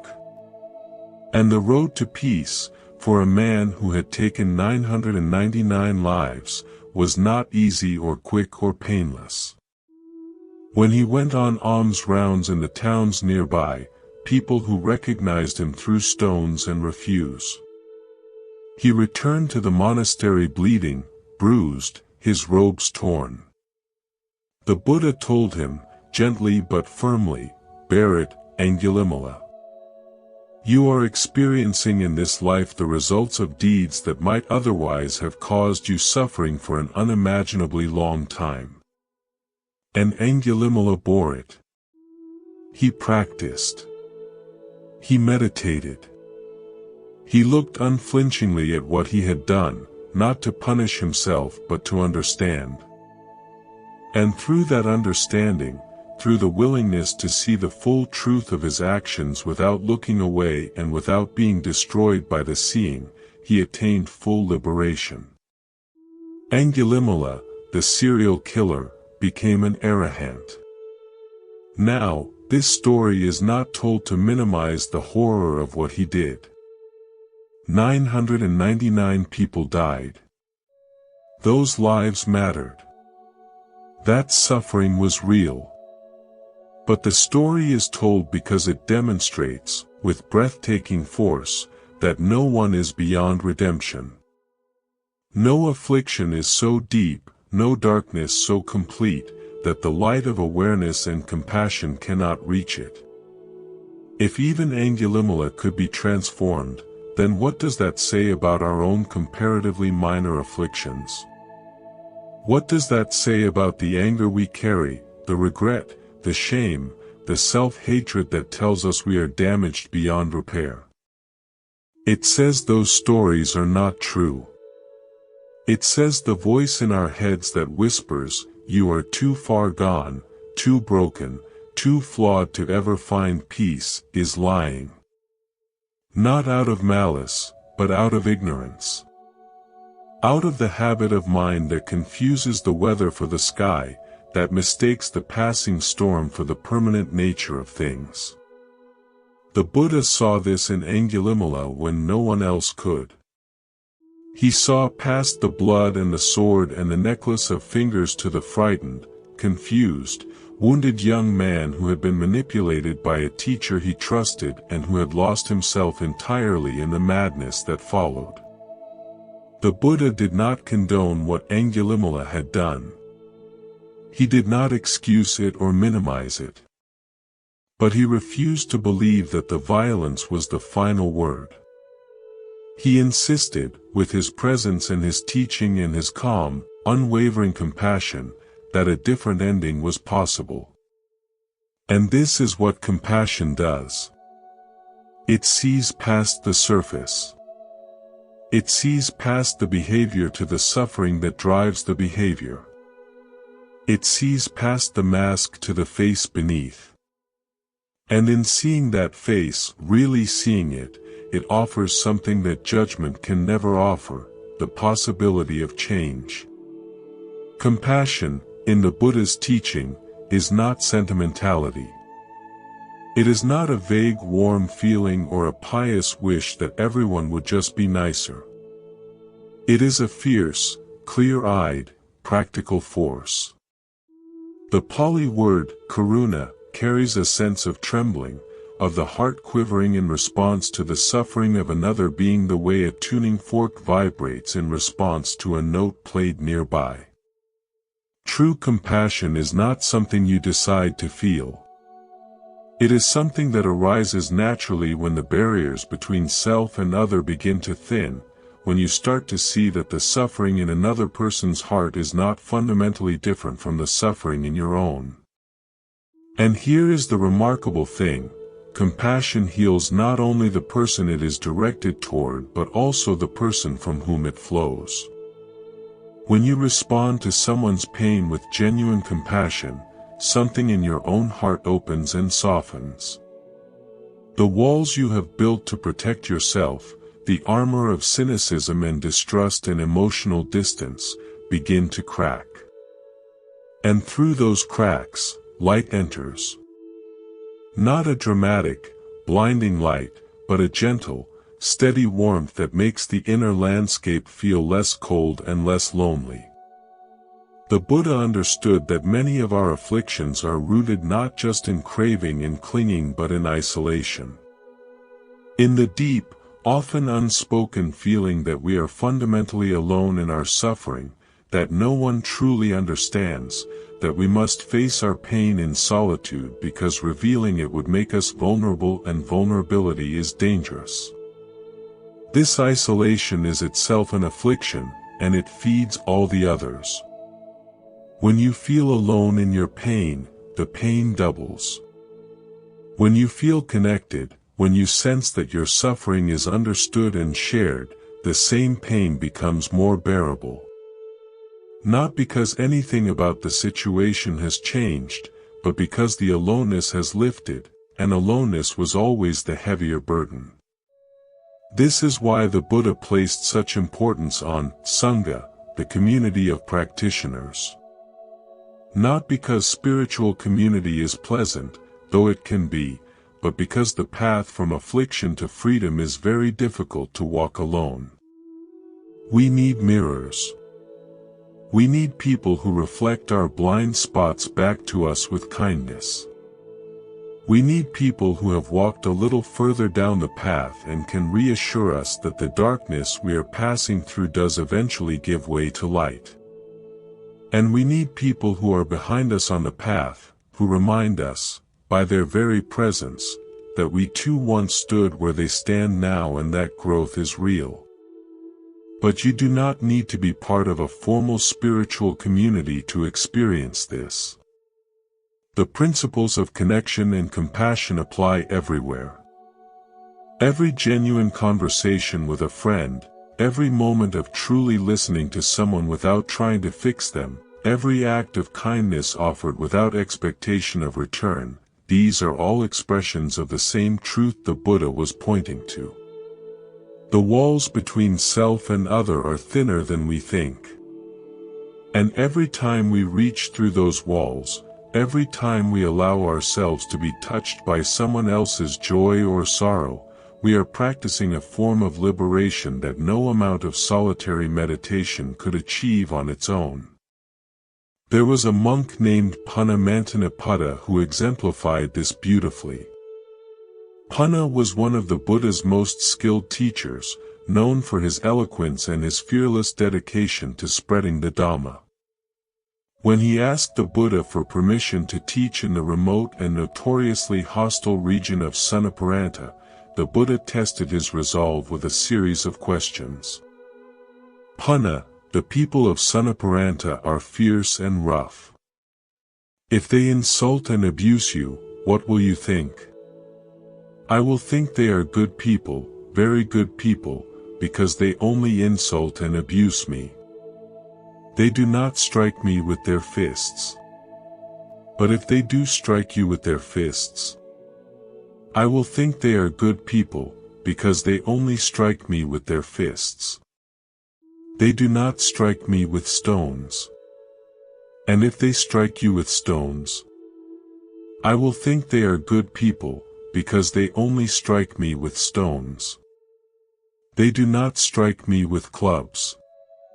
And if they strike you with clubs, I will think they are good people, because they only strike me with clubs. They do not stab me with knives. And if they stab you with knives, I will think they are good people, because they only stab me.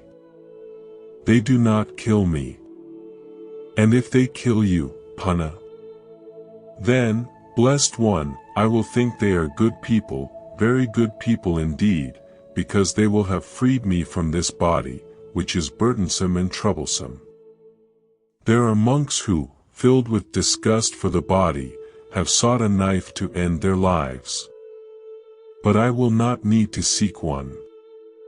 They will have provided this service without being asked. The Buddha smiled and said, "Good, Punna. With such patience and gentleness, you are truly fit to live in Sunaparanta." This exchange is extraordinary, and it deserves careful attention. Punna was not expressing masochism or a death wish. He was expressing something far more profound, a freedom so complete that no external circumstance, not even the threat of death, could disturb his inner peace. His equanimity was not the result of not caring. It was the result of caring so deeply about the truth of the Dhamma that the body's fate became secondary. He had found something within himself that could not be harmed by insults or fists or stones or knives, and it was from that unassailable place that he went out to teach. And he did go to Sunaparanta. And within a single rainy season, he had established a community of 500 lay followers and 500 lay women, all of whom had experienced the truth of the Dhamma for themselves. The fierce people of Sunaparanta, the ones everyone warned him about, responded not to force or persuasion but to the quiet power of a man who met them with such complete openness that their hostility had nothing to push against. This is what happens when you truly release your afflictions. You do not become passive. You do not become weak. You become, in a very real sense, invincible, not because nothing can hurt you but because you have found a place within yourself that remains untouched by whatever happens outside. And from that place, you can meet the world with a courage and a compassion that are simply not available to someone who is still at war with their own inner demons.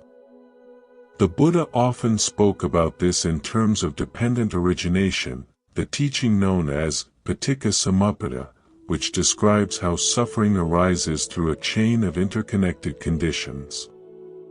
This teaching is intricate and profound, and scholars have debated its nuances for millennia, but at its heart, it is saying something quite simple: nothing arises on its own. Every experience, every feeling, every thought, every affliction is the result of a web of conditions coming together. And because it is dependently arisen, it is also dependently ceased. Change the conditions, and the result changes. This is not fate. It is not predestination. It is the most empowering teaching imaginable. Because it means that no affliction is permanent, no suffering is fixed, no pattern of thought or feeling is so deeply embedded that it cannot, given the right conditions, be transformed. The conditions are within your reach. They are not exotic or esoteric. They are things like attention, intention, kindness, patience, honesty, and the willingness to see clearly. These are the seeds you plant. And what grows from them, not immediately, not dramatically, but steadily and reliably, is a mind that is less and less burdened by the weight it has been carrying. And sometimes, the most powerful condition you can change is the simplest one: the way you talk to yourself. The inner monologue that runs through your mind from morning to night, the running commentary on everything you do and feel and are, this voice is not neutral. It shapes your experience as powerfully as any external event. If the voice is harsh and critical, if it constantly reminds you of your failures and shortcomings, if it compares you unfavorably to others, if it tells you that you are not enough, then you are living under a tyrant, and the tyrant lives inside your own head. The Buddha was aware of this. He taught his monks and nuns to cultivate Yoniso Manasikara, which is usually translated as wise attention or skillful reflection. It means paying attention in the right way, directing the mind toward thoughts that lead to freedom rather than thoughts that lead to bondage. It does not mean forcing yourself to think positive thoughts. It means becoming aware of the thoughts that are already running and asking, with genuine curiosity, is this thought leading me toward peace or away from it? Is this story serving me or imprisoning me? Is there another way to see this? Not every thought deserves your allegiance. Not every feeling deserves to be treated as truth. The mind produces thoughts the way a factory produces products, endlessly, automatically, without quality control. Some of those thoughts are useful. Some are neutral. And some are deeply harmful, not because they are evil but because they are untrue, because they are distortions, exaggerations, ancient scripts from childhood that no longer apply but that keep playing because no one has ever reached over and pressed the stop button. Wise attention is that stop button. Not a suppression of thought, but a gentle, clear-eyed questioning of its validity. Is it true that nobody loves me, or is that an old story from a time when I felt abandoned? Is it true that I always fail, or is that a selective memory that ignores the many times I succeeded? Is it true that things will never get better, or is that the voice of exhaustion and despair, a voice that has been wrong before and will be wrong again?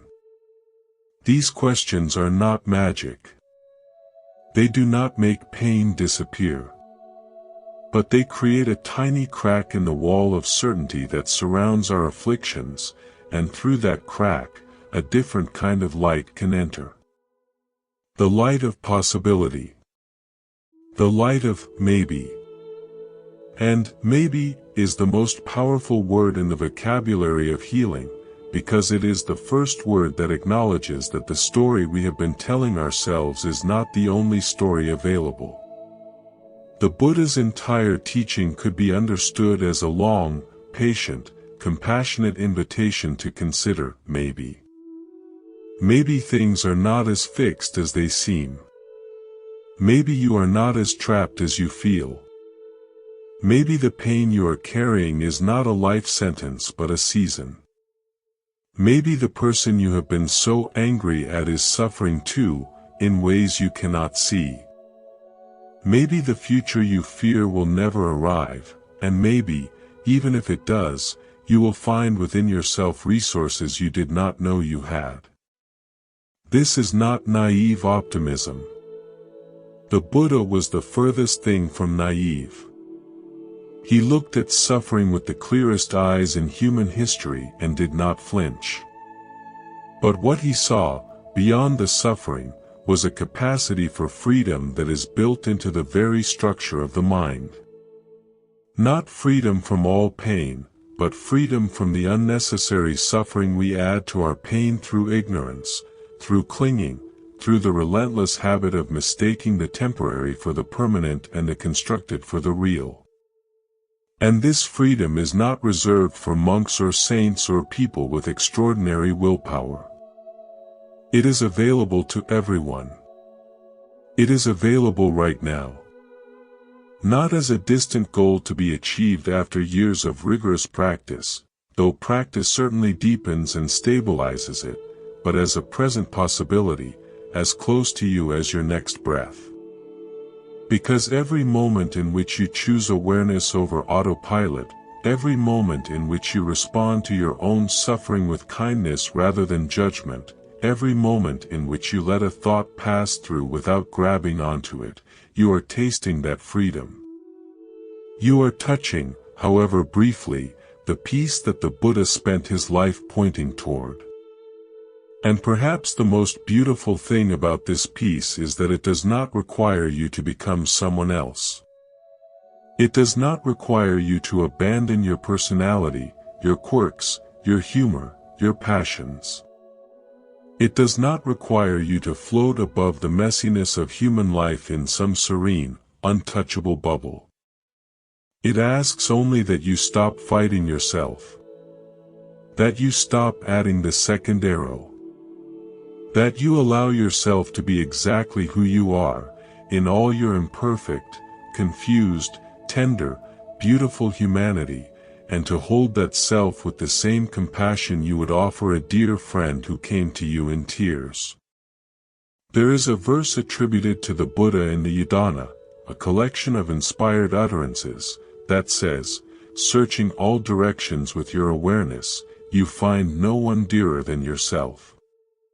In the same way, others are dear to themselves. So you should not hurt others if you love yourself. This verse is often read as a teaching about non-violence, and it is. But it is also something deeper.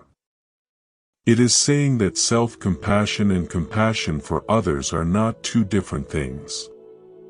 They are the same movement of the heart, expressed in two directions. When you truly love yourself, when you truly wish yourself well, you naturally extend that love outward, because you recognize that every other being is doing exactly what you are doing, trying to find happiness, trying to avoid suffering, trying to make sense of a confusing and often painful world. And when you see that, really see it, something in you relaxes. The competition dissolves. The judgment softens.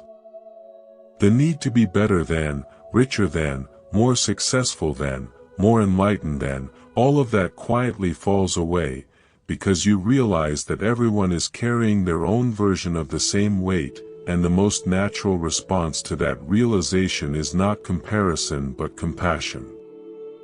This does not mean you stop striving or improving or growing. Growth is natural and beautiful. But there is a world of difference between growing out of self-love and growing out of self-hatred. One is a tree reaching toward sunlight because that is what trees do. The other is a tree trying to escape its own roots, which is impossible and exhausting and ultimately futile. The Buddha invited us to grow like trees. To reach toward the light, yes, but to do so from a place of groundedness, of stability, of deep acceptance of what we are right now, roots and all. The afflictions we carry are part of our story, but they are not the whole story, and they are certainly not the ending. They are chapters in a book that is still being written, and the pen, whether we realize it or not, is in our hands. There is a teaching that the Buddha gave to a group of monks who were quarreling among themselves, each convinced that his understanding of the Dhamma was superior and the others were wrong. The Buddha listened to their arguments for a while and then told them the famous parable of the elephant and the blind men, though in this case the story he chose was different. He spoke instead about a man who was shot with a poisoned arrow and, rather than allowing the doctor to remove it, insisted on knowing first who had shot the arrow, what caste the archer belonged to, what kind of wood the arrow was made from, what type of feathers were used for the fletching, and what animal had provided the sinew for the bowstring. That man, the Buddha said, would die before he ever got his answers. The point was not that knowledge is unimportant. The point was that some questions, however interesting, are less urgent than the simple, immediate task of removing the arrow. And the arrow, in our lives, is suffering. It is the affliction lodged in the heart right now, in this very moment. We can spend a lifetime debating the nature of consciousness, the existence of past lives, the structure of the cosmos, and these are fascinating questions worth exploring. But if the arrow is still embedded in our chest, if the affliction is still burning in our mind, then the most important thing is not to understand its philosophical implications but to learn how to gently, carefully, skillfully pull it out. And pulling it out begins, as everything begins, with the willingness to acknowledge that it is there. Not to look away. Not to pretend it is not hurting. Not to tell yourself that you should be stronger or braver or more spiritual than you are.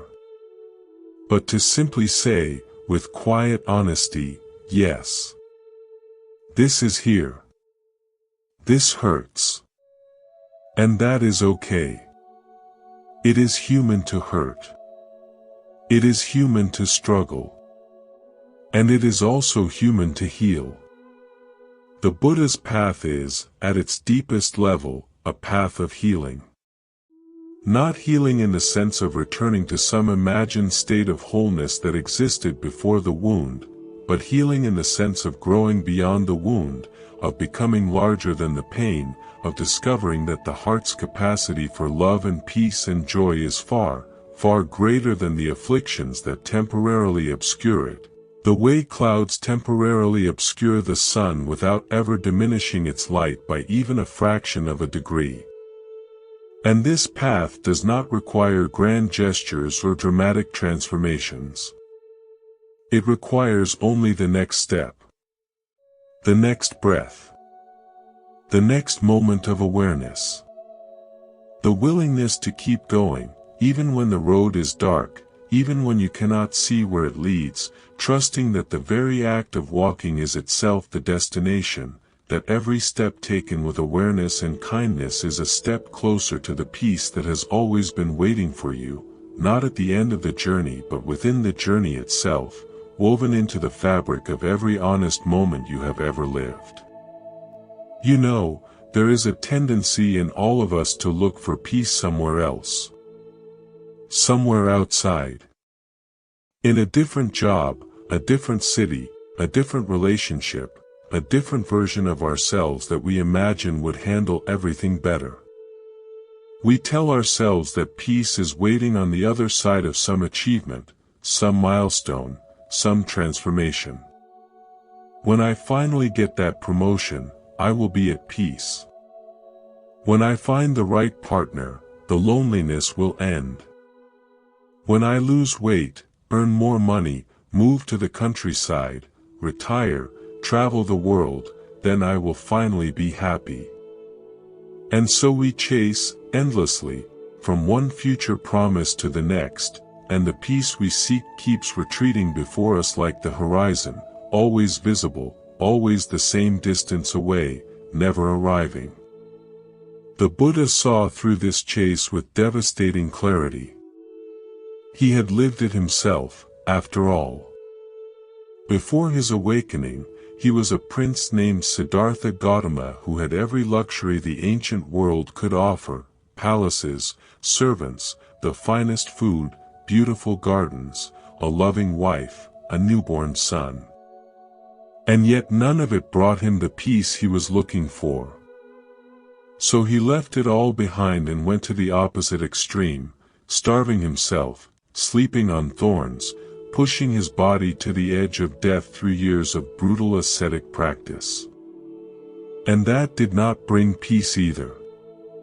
It was only when he sat down beneath the Bodhi tree and stopped running, stopped chasing, stopped looking outside himself entirely, that he found what he had been searching for.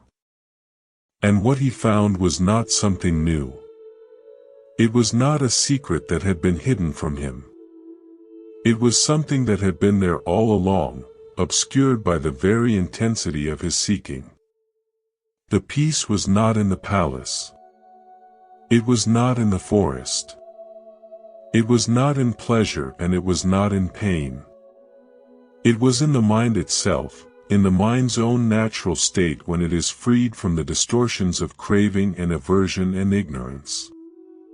This is perhaps the most radical thing the Buddha ever communicated: you already have what you are looking for. You are not broken. You are not incomplete. You do not need to be fixed. The afflictions that trouble you are real, but they are not you. They are visitors, not residents. They are clouds, not the sky. And the sky, your own deepest nature, is already clear, already vast, already at peace. The work is not to create that peace. The work is to stop obscuring it. There is a story about a monk named Culopanthika that illustrates this point with a tenderness that is hard to forget. Culopanthika was, by any conventional measure, the least promising student in the entire Buddhist community. His brother, Mahapanthika, was a brilliant monk who had attained arahantship with relative ease. But Culopanthika could not memorize even a single verse of the teachings. Months went by, and while other monks absorbed suttas and committed entire discourses to memory, Culopanthika struggled with 4 lines and could not hold them in his mind from one day to the next. His brother, frustrated and embarrassed, finally told him he was unfit for the monastic life and should leave. Culopanthika stood outside the gates of the monastery, weeping, convinced that he was too stupid, too flawed, too fundamentally broken to walk the path that seemed so natural for everyone else. The Buddha found him there, crying by the gate. And instead of agreeing with Mahapanthika's assessment, instead of sending Culopanthika away, the Buddha did something unexpected.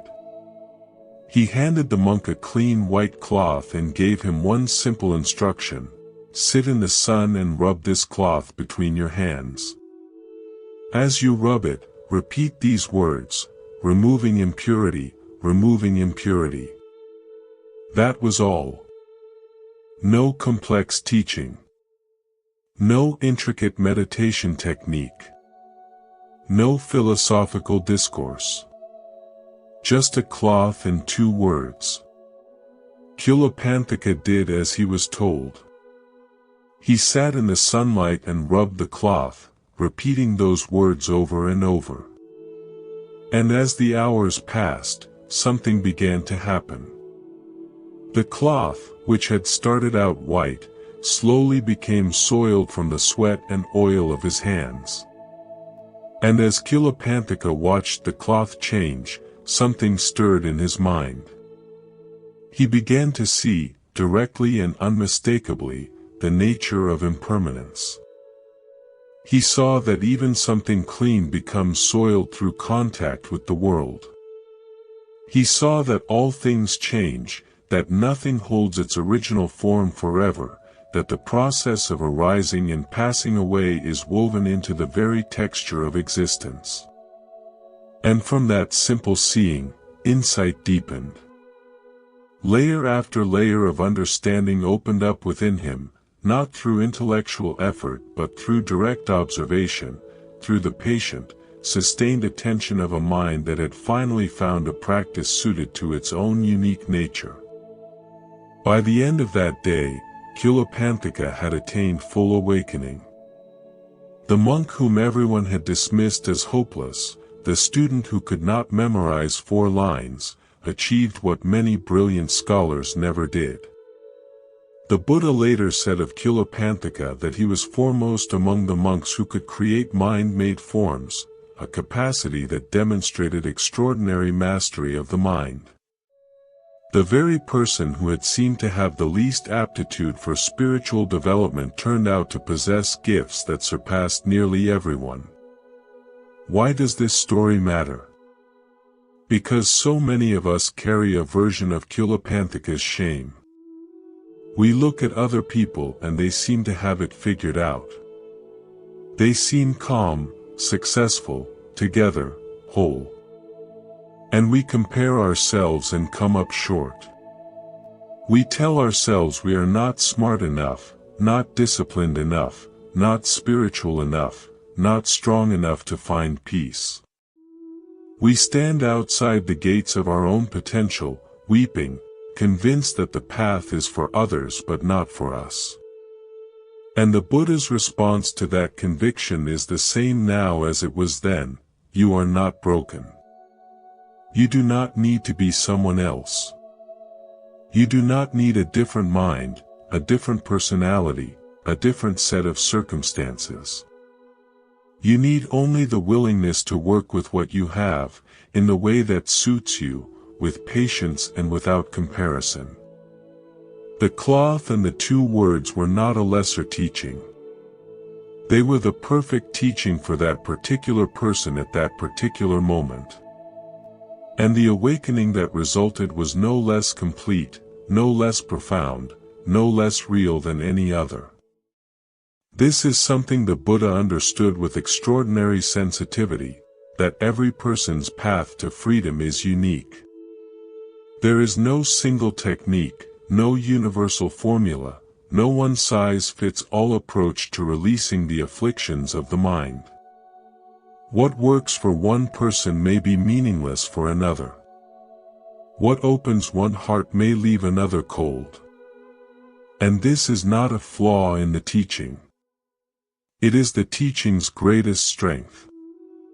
The Buddha was said to have taught 84,000 different methods, not because the truth has 84,000 faces, but because human beings have 84,000 different temperaments, and each one needs to be met where it is.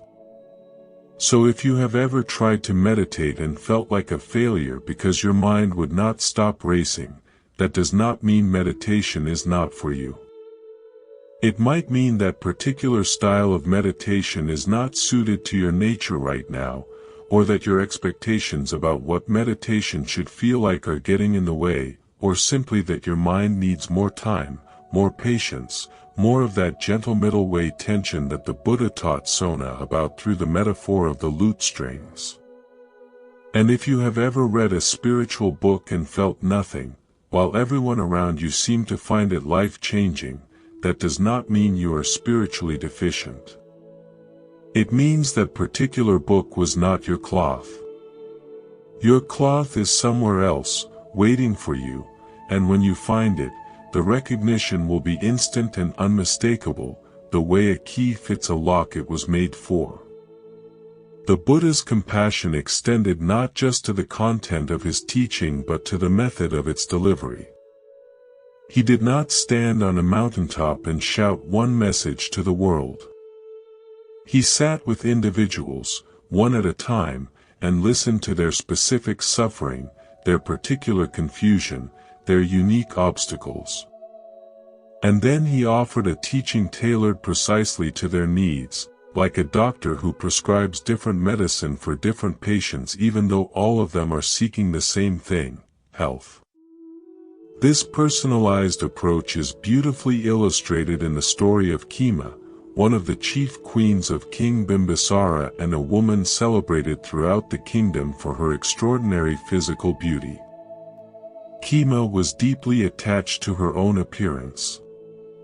She spent hours adorning herself, and her identity was so thoroughly entwined with her beauty that the thought of aging or losing her looks filled her with dread. Because of this attachment, she avoided the Buddha entirely. She had heard that he taught about the impermanence of the body, and she did not want to hear it. She did not want anyone telling her that the beauty she treasured was fleeting. King Bimbisara, who was devoted to the Buddha and wanted his queen to benefit from the teaching, tried many times to persuade her to visit the monastery. She refused. Finally, he had poets compose songs praising the beauty of the Jetavana monastery itself, the gardens, the trees, the lotus ponds, hoping that her love of beauty would draw her there even if the teaching did not. It worked. Khema came to Jetavana to see the beautiful grounds, and while she was there, she encountered the Buddha. And the Buddha, knowing her mind, knowing the precise nature of her attachment, did something remarkable. Using his extraordinary abilities, he created a vision of a stunningly beautiful celestial woman standing beside him, fanning him. The woman was so beautiful that Khema was captivated, unable to look away. Then, as Khema watched, the Buddha allowed the vision to age. The celestial woman's skin began to wrinkle. Her hair turned gray. Her posture stooped. Her beauty faded before Khema's eyes in a matter of moments, passing through middle age and old age and finally arriving at decrepitude and death. The beautiful woman collapsed and her body began to decay. Khema watched all of this in stunned silence. And in watching, she saw her own future. She saw what would inevitably happen to the beauty she had built her entire identity around. She saw the truth that she had been running from, that no form, however beautiful, can endure. That clinging to something impermanent is a guarantee of suffering. That the beauty she loved was not being taken from her by some cruel force. It was simply moving through its natural course, the way all things in the conditioned world move through their natural course, arising, existing for a brief, shining moment, and then dissolving. In that seeing, Khema's attachment broke. Not with violence. Not with grief. But with a clarity so profound that it carried her all the way to full liberation in that very moment. She became an arahant, one of the most deeply awakened beings in the Buddha's entire community. She later became known as the foremost of the nuns in wisdom. What is striking about Khema's story is the precision with which the Buddha addressed her particular affliction. He did not give her a lecture on impermanence. He did not scold her for her vanity. He did not tell her that beauty does not matter. He showed her. He met her attachment with a direct experience that bypassed the intellect entirely and spoke straight to the heart. He used her own love of beauty as the doorway to her freedom. This is the Buddha's genius as a teacher. He never fought against people's natures. He worked with them. He took the very energy of their attachments and redirected it, the way a skilled martial artist uses an opponent's momentum to redirect rather than oppose.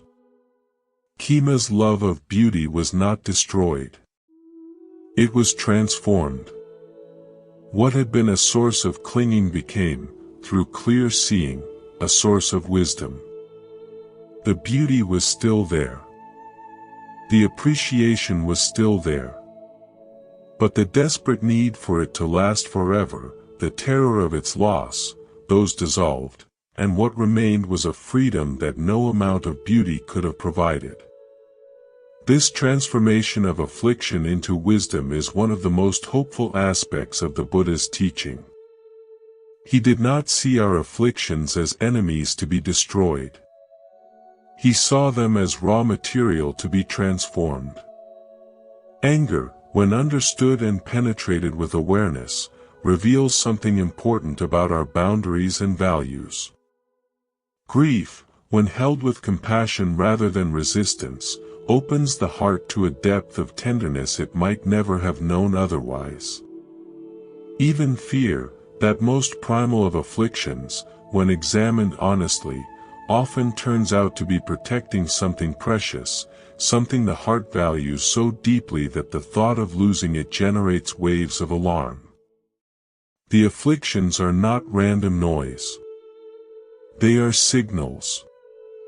They are the mind's way of telling us that something important is happening, that some need is unmet, some boundary has been crossed, some truth is being avoided. And when we learn to listen to them rather than flee from them, when we develop the courage to sit with them and ask, "What are you trying to tell me?" they often reveal insights that were hidden beneath the surface pain. This does not mean wallowing in suffering or romanticizing pain. There is nothing noble about prolonged, unnecessary misery. But there is something deeply wise about treating your own afflictions the way a good doctor treats symptoms, as information, as clues, as pointers towards something that needs attention. The headache is not the disease. It is the body's way of saying, something is wrong. And the affliction is not the problem. It is the mind's way of saying, something here needs to be seen. There is a teaching in the Samyutta Nikaya where the Buddha compares the mind to a guest house. Visitors come and go. Some are pleasant, like joy, calm, and contentment. Some are unpleasant, like anger, fear, and sadness. The wise host does not try to lock out the unpleasant guests or keep the pleasant ones chained to their chairs. The wise host greets each visitor at the door, offers them a seat, and lets them stay as long as they need to stay, knowing that all guests, by their very nature, eventually leave. This image has a warmth to it that pure philosophy cannot match. It does not ask you to be superhuman. It does not demand that you transcend your emotions or rise above your pain. It simply asks you to be a good host. To meet what arises with some measure of grace. To trust the process of coming and going that is the fundamental rhythm of all experience. And here is something that might be comforting: you have already done this more times than you realize. Think back to a time when you were consumed by anger. It felt permanent, did it not? It felt like the anger would burn forever, like the fire would never go out. And yet, here you are. The anger passed. Maybe it took hours, maybe days, maybe longer. But it passed. And you survived it. You are still here. The sky of your awareness was not damaged by that particular storm. Now think of a time when grief overwhelmed you. When the loss felt so total, so absolute, that you could not imagine ever feeling anything else. And yet, slowly, imperceptibly, like the turning of the seasons, something shifted. The grief did not disappear entirely, it may never disappear entirely, and that is okay. But it changed. It softened. It made room for other things. For laughter, perhaps. For beauty. For moments of unexpected sweetness that you would not have thought possible during the darkest hours. You already know how to survive your afflictions. You have been doing it your whole life. What the Buddha offers is not the ability to survive but the understanding of how the survival happens, so that the next time the storm comes, and there will always be a next time, you can meet it with a little more awareness, a little more trust, a little less resistance. And each time you do that, the storms become a little less frightening, not because they are weaker but because you are steadier. There was a laywoman in the Buddha's time named Samavati, who was the chief consort of King Udina. Samavati was known throughout the kingdom for one quality above all others, her boundless practice of loving kindness, what the Pali tradition calls metta. She did not merely think kind thoughts. She lived them. Every person she met, from the king himself to the lowest servant, received the same warmth, the same genuine regard, the same unshakable goodwill. This was not naive or blind. Samavati lived in a court filled with intrigue and danger. The king's other consort, a woman named Magandiya, was consumed by jealousy and spent years plotting against Samavati, spreading lies, turning the king against her, and ultimately orchestrating an act of terrible violence. Magandiya bribed servants to set fire to the quarters where Samavati and her attendants lived. Samavati and over 100 of her companions perished in the flames. When news of this reached the Buddha, he did not react with anger or vengeance. He spoke about Samavati with deep respect and said that she had died as she had lived, with a heart full of loving kindness, without hatred, without ill will, without fear. Even in her final moments, surrounded by fire and smoke, she had encouraged her companions to maintain their loving kindness, to meet even this with open hearts rather than clenched fists. The Buddha declared Samavati the foremost among laywomen who practiced loving kindness. And her story, tragic as it is, carries a message that is both sobering and deeply inspiring. Loving kindness did not protect Samavati from harm. It did not make her life easy or safe or fair. The world is not arranged to reward goodness with immunity from suffering. But what loving kindness did was free her from the inner afflictions that would have made her suffering 1,000 times worse. She did not spend her final years consumed by hatred for Magandiya. She did not waste her precious time on bitterness and revenge fantasies. She lived fully, loved generously, and met her fate with a heart that was, to the very end, at peace. And this raises a question that many people quietly struggle with. What is the point of cultivating inner peace if the outer world remains harsh and unjust? Why bother releasing our afflictions if bad things are still going to happen? Why do the work of softening the heart if the world is only going to break it again?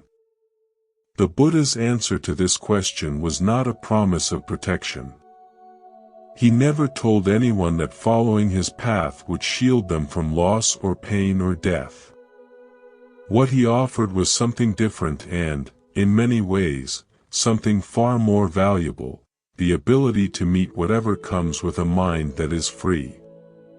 Not free from feeling, but free from the compulsive reactivity that turns every feeling into a prison. Free from the second arrow. Free from the stories that amplify pain into agony and fear into paralysis and sadness into despair.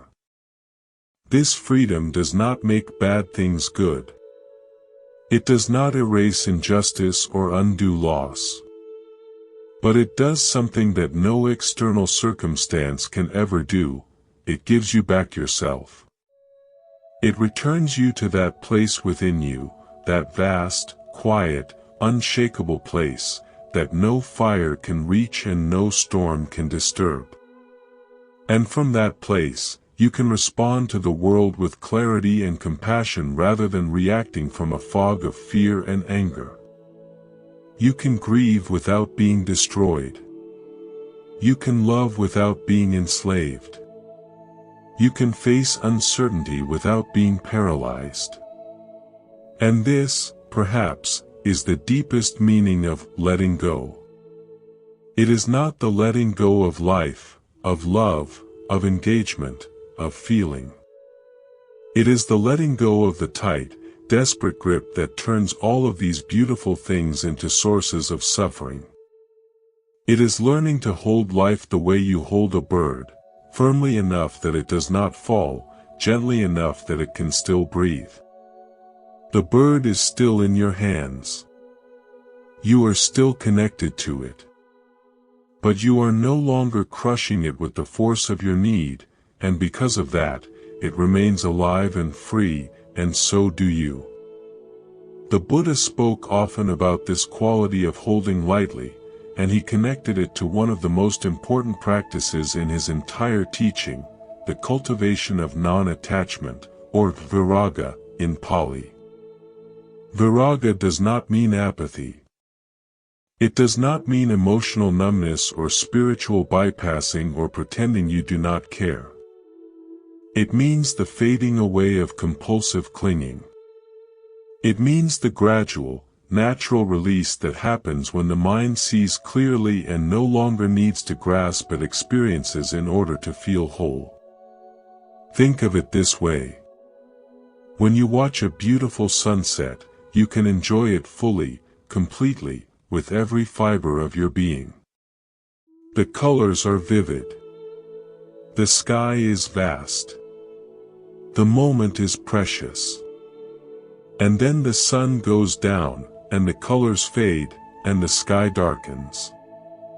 If you are holding lightly, you smile and carry the beauty with you in your heart and go inside to make dinner. If you are clinging, you stand there in the growing darkness, desperate for the colors to return, angry at the earth for turning, grieving the loss of something that was never yours to keep. The sunset was the same in both cases. The beauty was the same. The difference was entirely in the holding. And that difference is the difference between a life of quiet joy and a life of quiet desperation. Between savoring and hoarding. Between gratitude and greed. Between the open hand and the clenched fist. And the movement from clenching to opening is not something that happens once, in a single moment of insight, and then is done forever. It is a practice. A daily, hourly, moment-by-moment practice of noticing when the hand has tightened and gently, without judgment, without frustration, choosing to open it again. Some days you will forget. Some days the old habits will take over and you will find yourself clenching with all your strength, gripping your stories and your fears and your resentments as though your life depended on them. And when that happens, the practice is simply to notice. To say, quietly, without drama, "Ah. The hand has closed again. That is all right. Let me open it." And you open it. And you keep opening it. And gradually, So gradually you almost miss it happening. The opening becomes more natural than the closing, and the peace you have been looking for reveals itself not as something you achieved but as something that was always there, waiting beneath the clenching, patient as the earth beneath the snow, beneath the storms, beneath the weight of everything that has ever been placed upon it. There is something about the earth that the Buddha returned to again and again in his metaphors. He compared the ideal mental state to the earth itself, unmoved by what is placed upon it, whether flowers or refuse, whether praise or blame, whether beauty or ugliness. The earth does not recoil from what is unpleasant or reach greedily for what is pleasant. It simply receives. It holds. It remains. And in that steadiness, there is a kind of love so vast and so unconditional that it makes our usual understanding of love seem small by comparison. We can learn something from that. Not the suppression of feeling, but the expansion of the container that holds the feeling. When the container is small, even a minor affliction can overflow it. A careless word, a forgotten birthday, a traffic jam, these small things can ruin an entire day when the heart is tight and constricted. But when the container expands, when the heart grows wide enough to hold both the beautiful and the painful without being overwhelmed by either, then even significant losses and disappointments can be met with something resembling grace. This is not about becoming invulnerable.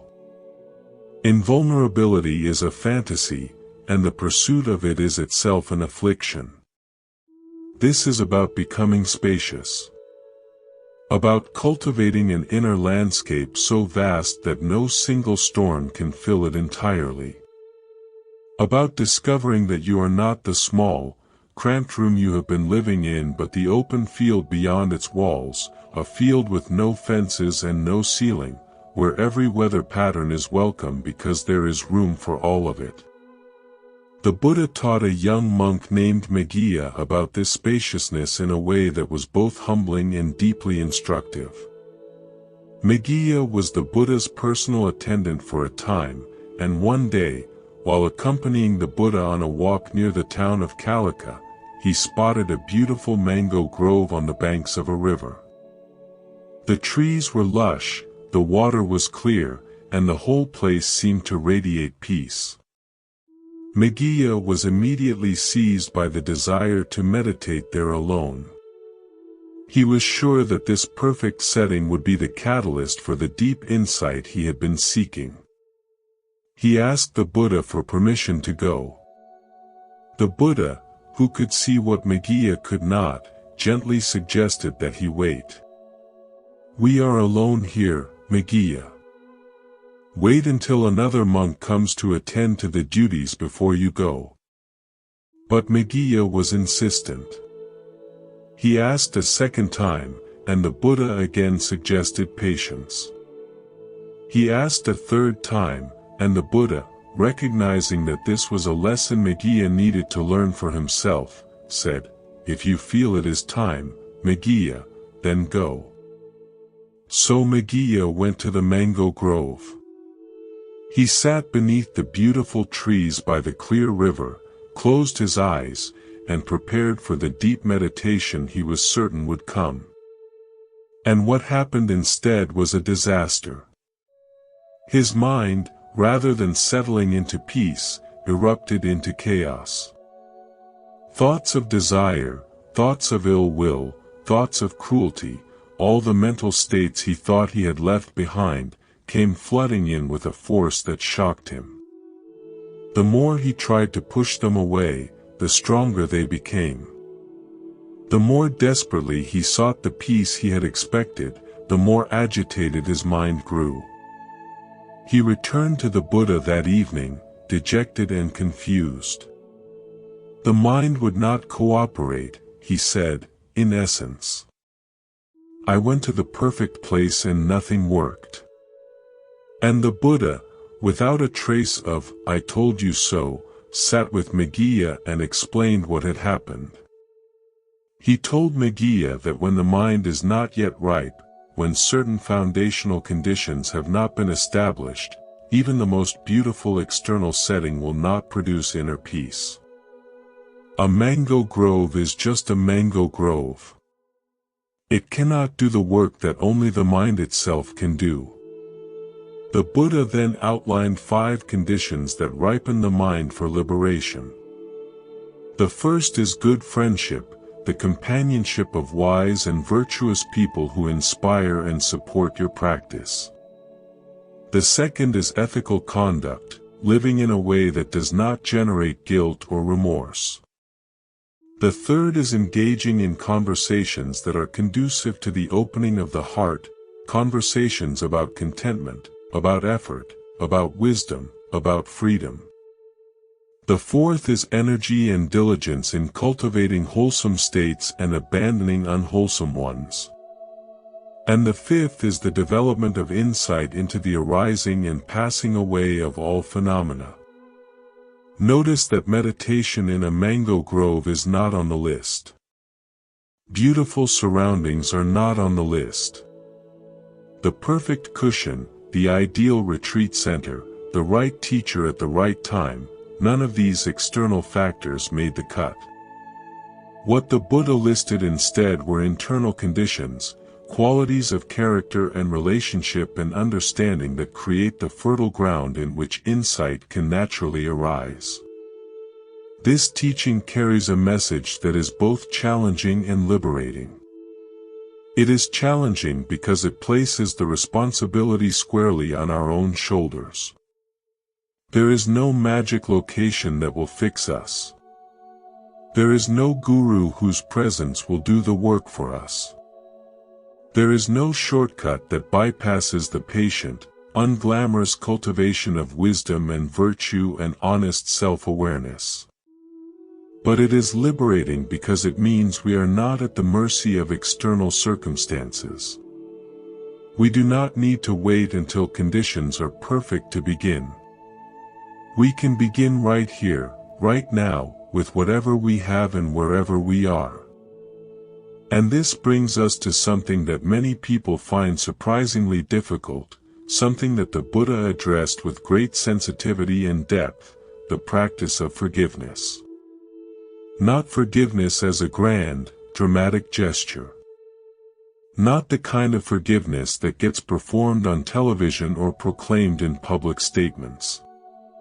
But the quiet, private, often agonizing process of releasing the grip that resentment has on the heart. Resentment is one of the most persistent and destructive of all afflictions. It is the feeling of being wronged that refuses to go away, the mental replaying of old injuries, the internal prosecution of a case against someone who may not even know you are still angry. And the cruelest thing about resentment is that the person it harms most is the person who carries it. The object of your resentment may be living their life in perfect contentment, completely unaware of the fire burning in your chest. And yet you carry it, day after day, year after year, as though by holding on to the anger you are somehow punishing them, when in truth the only person being punished is you. The Buddha understood this with perfect precision. He compared holding on to anger to picking up a hot coal with the intention of throwing it at someone else. You are the one who gets burned. The other person may never even feel the heat. But knowing this intellectually and actually releasing the resentment are two very different things. You can understand perfectly well that anger is harming you and still find yourself unable to let it go. This is because resentment, like all afflictions, is not just a thought. It is a pattern of energy in the body and mind, a groove worn deep by repetition, a habit so ingrained that it activates automatically at the slightest trigger. You hear the person's name, or see someone who reminds you of them, or encounter a situation that echoes the original hurt, and before you have even formed a conscious thought, the whole cascade of anger and pain has already begun. So how do we work with something so deeply embedded? The Buddha offered several approaches, all of them rooted in understanding rather than force. One approach is to reflect on the law of karma. Not karma as cosmic punishment, not the simplistic idea that bad things happen to bad people and good things happen to good people, which is a distortion of the teaching. But karma as the natural process by which our actions shape our experience. Every action has consequences. The person who harmed you is carrying the consequences of their actions, whether or not those consequences are visible to you. You do not need to be the instrument of their punishment. The natural order of things will take care of that in its own time and its own way. Your job is not to be the judge. Your job is to free yourself from the prison of your own anger. Another approach, one that requires more courage but yields deeper results, is to try to understand the person who hurt you. Not to excuse their behavior. Not to pretend it was acceptable. But to see, if you can, the suffering that drove them to act as they did. Because almost without exception, people who cause harm are themselves in pain. The father who was cruel was probably raised by a cruel father. The friend who betrayed your trust was probably acting from a fear or insecurity that had nothing to do with you. The stranger who was rude was probably carrying a burden you know nothing about. This does not make their behavior right. It does not mean you should expose yourself to further harm. Boundaries are important, and the Buddha himself taught his monks and nuns to avoid situations and people that were actively harmful to their well-being. But understanding the roots of someone's behavior, seeing them as a fellow suffering being rather than as a villain in the story of your life, has a remarkable power to dissolve resentment. Not instantly. Not completely. But enough to create some breathing room, some space in which the heart can begin to soften. There is a story about the monk Tissa who developed a terrible skin disease that covered his body in sores. As the disease progressed, the other monks found his condition repulsive and avoided him. His robe stuck to his weeping wounds, and he could barely move without pain. He was left alone in his quarters, neglected and suffering, unable to care for himself. When the Buddha learned of Tissa's situation, he went to him personally. He boiled water. He soaked the monk's robes until they could be gently removed from his skin.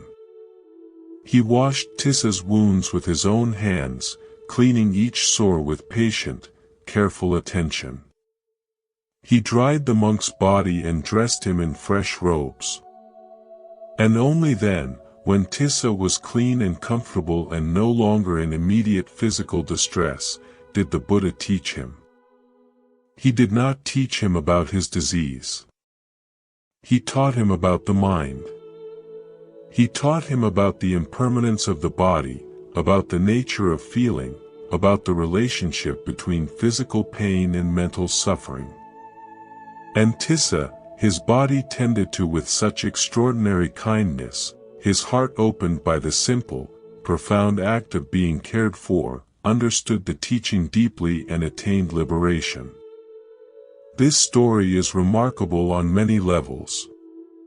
But what strikes deepest is the Buddha's willingness to do the menial, unglamorous, physical work of washing a sick man's wounds before offering a single word of teaching. He did not stand at a distance and deliver wisdom from on high. He knelt down. He touched the sores. He got his hands wet with the water he had boiled. He demonstrated, in the most tangible possible way, that compassion is not an abstract principle. It is an action. It is hands and water and patience and presence. And this is what the release of afflictions often looks like in practice. It is not a dramatic moment of enlightenment accompanied by celestial music and shafts of light. It is the quiet, daily, unglamorous work of showing up. Of being present with what is actually here. Of washing the wounds that need washing, whether they are someone else's or your own. Of doing the next kind thing, the next honest thing, the next brave thing, and trusting that these small acts, accumulated over time, create a momentum of their own. There was a wealthy householder named Podoliya who came to the Buddha one day dressed in his finest clothes, clearly a man of means and social standing. The Buddha greeted him casually as householder, and Podoliya was offended. He explained that he had retired from all his business activities, divided his wealth among his children, and now lived on a modest allowance. He considered himself to have already let go of worldly life. He was, in his own estimation, essentially a renunciant. The Buddha listened patiently and then asked, Podoliya, in the teaching of the Noble Ones, the term retired from worldly activities means something different from what you describe. Podoliya, intrigued despite himself, asked what the Buddha meant. And the Buddha then led him through a series of reflections, each one revealing a layer of attachment that Podoliya had not recognized. He had given away his business, yes, but had he given away his pride? He had distributed his wealth, but had he distributed his need for recognition, for control, for the subtle satisfaction of being seen as a generous man? He had stepped back from commerce, but had he stepped back from the commerce of the ego, the endless internal trading of self-image and comparison and quiet self-congratulation? Podoliya was stunned. He had thought that letting go meant changing external circumstances. The Buddha was showing him that true letting go is an internal shift, a release of the invisible attachments that persist long after the visible ones have been discarded. You can give away every possession you own and still be the most attached person in the room, if your identity and peace of mind are still dependent on how others perceive you, on being right, on being respected, on being special. This is a truth that the modern world desperately needs to hear. We live in a culture that equates letting go with dramatic external change. We quit jobs. We end relationships. We move to new cities. We reinvent our wardrobes, our diets, our social media profiles. And all of these changes can be wonderful and necessary. But if the inner landscape remains the same, if the same old patterns of craving and aversion and self-deception simply relocate to the new city and the new job and the new relationship, then nothing fundamental has changed. The scenery is different, but the movie is the same. The Buddha is pointing to something far more radical than a change of scenery. He is pointing to a change of seeing. A shift in the way the mind relates to experience itself. And this shift does not require you to go anywhere or do anything dramatic. It can happen in the middle of your ordinary, imperfect, beautifully messy life. It can happen while you are washing the dishes or sitting in traffic or lying awake at 3 in the morning wondering where the years have gone. It happens in the moment you catch yourself spinning a familiar story of resentment and choose, just this once, not to follow it. It happens in the moment you notice the tightness in your chest and, instead of reaching for a distraction, simply breathe into it and let it be. It happens in the moment you look at your own reflection and instead of cataloging flaws, offer yourself a silent word of kindness. These moments are small. They are quiet. Nobody gives you a certificate for them. But they are the substance of liberation. They are the actual path, not the idea of the path, not the plan for the path, but the living, breathing, moment-by-moment reality of a mind that is learning, one gentle step at a time, to let go of what it does not need. There is a phrase the Buddha used that is often translated as, the middle way, and we have already touched on it briefly in the context of effort, with the story of Sona and the lute. But the middle way is far broader than a teaching about effort. It is a way of relating to the entirety of life that avoids the extremes of indulgence and denial, of grasping and rejection, of blind optimism and hopeless despair. The middle way does not mean lukewarm. It does not mean bland or uncommitted or wishy-washy. It is not the mediocre average between two passionate extremes. It is something far more alive than that. It is the razor's edge of clarity that runs between clinging and aversion, the narrow path that says, I will feel everything fully, I will engage with life completely, and I will hold none of it so tightly that I lose myself in the holding. This is walking the tightrope with grace. It is dancing with life rather than wrestling it. It is the art of full engagement without full entanglement. And it is an art, which means it takes practice, and the practice is imperfect, and the imperfection is not a problem but a feature, because it is precisely in the wobbling and the catching yourself and the wobbling again that the balance deepens. There is a teaching from the Anguttara Nikaya that compares the practitioner to a person crossing a river on a makeshift raft. The raft is useful. It gets you across. But once you reach the other shore, you do not strap the raft to your back and carry it with you for the rest of your life. You set it down with gratitude and walk on. The Buddha used this image to describe his own teachings. The Dhamma itself is a raft, he said, a means to get across the flood of suffering. It is not an end in itself. It is not something to be worshipped or clung to or turned into an identity. It is a tool, and like all tools, it is most useful when held firmly during the work and set down when the work is done. This is an astonishing thing for a spiritual teacher to say. Imagine the humility it takes to tell your students, do not cling to my teachings. Use them. Benefit from them. And then, when they have served their purpose, let them go too. The Buddha was not interested in building a following of loyal believers. He was interested in liberating people. And he understood that even the most beautiful teaching, if clung to with the same desperate grip we apply to everything else, becomes just another affliction. Just another chain, golden perhaps, but a chain nonetheless.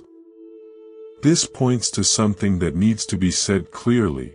The purpose of everything we have been exploring here, the stories, the teachings, the reflections, is not to give you something new to hold on to. It is not to replace your old stories with new ones, your old beliefs with Buddhist beliefs, your old identity as a suffering person with a new identity as a spiritual person. The purpose is simpler and more radical than that.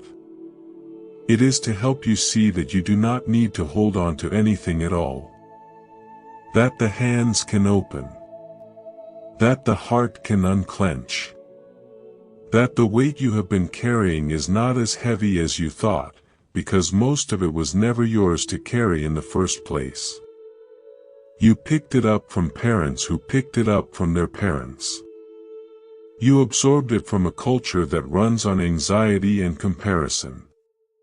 You accumulated it through years of unexamined habits of mind that told you the only way to be safe was to hold on tighter, worry more, plan further, control everything. And every one of these habits was, in its own way, an attempt to avoid pain. An attempt to find security in an inherently insecure world. A perfectly understandable, deeply human, and ultimately futile attempt to stop the river of change from flowing. The river will flow. It has always flowed. And everything in it, every joy, every sorrow, every triumph, every defeat, every person you have ever loved and every moment you have ever treasured, all of it is moving, all of it is changing, all of it is passing through your hands on its way somewhere else. And the choice before you, the choice the Buddha spent 45 years illuminating, is not whether to stop the river. That is not possible. The choice is whether to stand in the middle of it, fighting the current and exhausting yourself with the effort, or to find your way to the bank, sit down on solid ground, and watch the water flow with a heart that is, at last, at rest. And from that place of rest, something remarkable happens. You discover that you can still love the river. You can still appreciate its beauty, its power, its ceaseless movement. You can still dip your hands into it and feel the cool water on your skin. But you are no longer drowning. You are no longer at its mercy. You are free, not from life, but within life. Free to enjoy without grasping. Free to grieve without being destroyed. Free to engage with the full spectrum of human experience without losing the quiet center that holds it all. This is what the Buddha meant by nibbana, a word that is often misunderstood as some kind of cosmic annihilation or empty void. The literal meaning of nibbana is blowing out, as in the blowing out of a flame. And what is being blown out is not life, not consciousness, not the capacity for joy. What is being blown out is the fire of craving, the fire of aversion, the fire of delusion. The three fires that the Buddha identified as the root of all affliction. When those fires are extinguished, what remains is not nothingness. What remains is freedom. What remains is a mind so clear and so open and so unburdened that it can finally see things as they actually are, without the distortion of wanting them to be different. And you do not need to extinguish all three fires completely to begin experiencing the benefits of this freedom. Every degree of cooling matters. Every small reduction in craving, every moment of seeing through a delusion, every instance of meeting anger with awareness instead of reaction, each of these is a taste of nibbana. Each is a moment of relief, a moment of clarity, a moment when the weight lifts just enough for you to remember what it feels like to breathe without heaviness in the chest. The path is not all or nothing. The Buddha never taught all or nothing. He taught gradual training, gradual practice, gradual progress. He compared the spiritual journey to the way the ocean floor slopes gradually from the shore to the deep, not dropping off suddenly but deepening by degrees. And he assured his students that every step in the right direction matters, that every act of awareness counts, that the journey of 1,000 miles does not require you to see the destination before you can take the first step. So if you are sitting with heaviness tonight, if the afflictions are pressing close and the darkness seems thick and the old stories are playing on repeat in your mind, know this: you are not stuck. You are not broken. You are not alone. You are a human being doing what human beings do, which is struggling and seeking and hoping and hurting and healing, all at the same time. And the very fact that you are here, that you are listening, that something in you is reaching toward understanding, means that the process of release has already begun. The hand is already opening, even if the fingers are stiff and the movement is slow. The dawn is already breaking, even if the sky still looks dark from where you are standing. And the Buddha, if he were sitting beside you right now, would not tell you to try harder. He would not tell you that you are doing it wrong. He would not list the things you should believe or the practices you should adopt. He would probably just sit with you, quietly, the way he sat with Patakara when she stumbled into Jetavana covered in dust and grief, the way he sat with Tissa when his body was covered in sores, the way he sat with Angulimala when the sword finally dropped from his hand. He would sit with you in whatever you are feeling, without judgment, without hurry, without the need to fix anything. And in that sitting, in that presence, something in you would begin to settle. Not because the problems have been solved. Not because the answers have arrived. But because, for the first time in a long time, you are not alone with your pain, and that aloneness, as we have seen, was always the heaviest part. The Buddha's presence had that effect on people. It was not magic. It was not supernatural. It was the natural consequence of a mind that had been completely freed from its own afflictions and could therefore offer, without reservation or distraction, its full attention to whoever was in front of it. When you are not fighting your own inner battles, you become available. Truly available. And that availability, that quality of being fully present with another human being without agenda or judgment, is one of the most healing forces in the world. You have probably experienced this yourself, even if you did not have the words for it at the time. There was someone, at some point in your life, who simply listened. Who did not try to fix you or advise you or talk you out of your feelings. Who just sat with you, quietly, and let you be exactly as you were.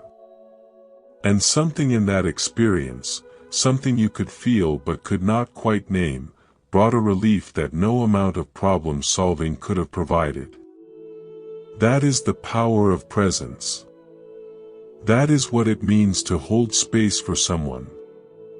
And it is a gift that anyone can give, because it requires no special skill, no training, no expertise. It requires only the willingness to stop doing and simply be. The Buddha's closest attendant for the last 25 years of his life was his cousin Ananda, a monk of extraordinary devotion and warmth who spent every day at the Buddha's side, attending to his needs, memorizing his teachings, and serving as a bridge between the Buddha and the thousands of people who came seeking guidance. Ananda was beloved by nearly everyone who met him. He was kind, generous, approachable, and deeply empathetic. But he carried a quiet sorrow that he rarely spoke about, despite decades of practice, despite having heard more teachings than any other living person, he had not yet attained full awakening. This was not for lack of effort or sincerity. Ananda practiced diligently. He understood the teachings intellectually with a depth that few could match. He could recite entire discourses from memory. But the final release, the complete letting go that would free his mind from all remaining fetters, eluded him. And as the years passed and he watched others around him attain what he could not, he must have felt a version of the same quiet anguish that so many of us feel when we watch others succeed at something we have been struggling with for a long time. When the Buddha was 80 years old, lying on his side between two sala trees in the grove at Kusinara, preparing to pass into final nibbana, Ananda could no longer contain his grief. He went behind the monastery and wept, sobbing openly, saying, "The teacher, who was so compassionate to me, is about to pass away, and I am still a learner. I have not yet completed my task." The Buddha heard about Ananda's weeping and called for him. When Ananda came, his eyes red and his face streaked with tears, the Buddha spoke to him with such tenderness that the words have echoed through the centuries. He said, "Enough, Ananda. Do not grieve. Do not weep. Have I not already taught you that all things that are dear and pleasant are subject to change, to separation, to becoming otherwise? How could it be, Ananda, that what is born, what has come into being, what is compounded, should not pass away? That is not possible." And then the Buddha did something remarkable. He turned to the gathered monks and praised Ananda in front of everyone. He spoke about Ananda's extraordinary qualities, his kindness, his tireless service, his ability to put everyone at ease, his gift for making the Dhamma accessible to people of every background and temperament. He told the assembled monks that Ananda was a rare and precious being, and that they should honor him. This moment is so deeply human that it almost hurts to read. A dying teacher, comforting his grieving student. A student, weeping not for himself but for the loss of the person he loved most in the world.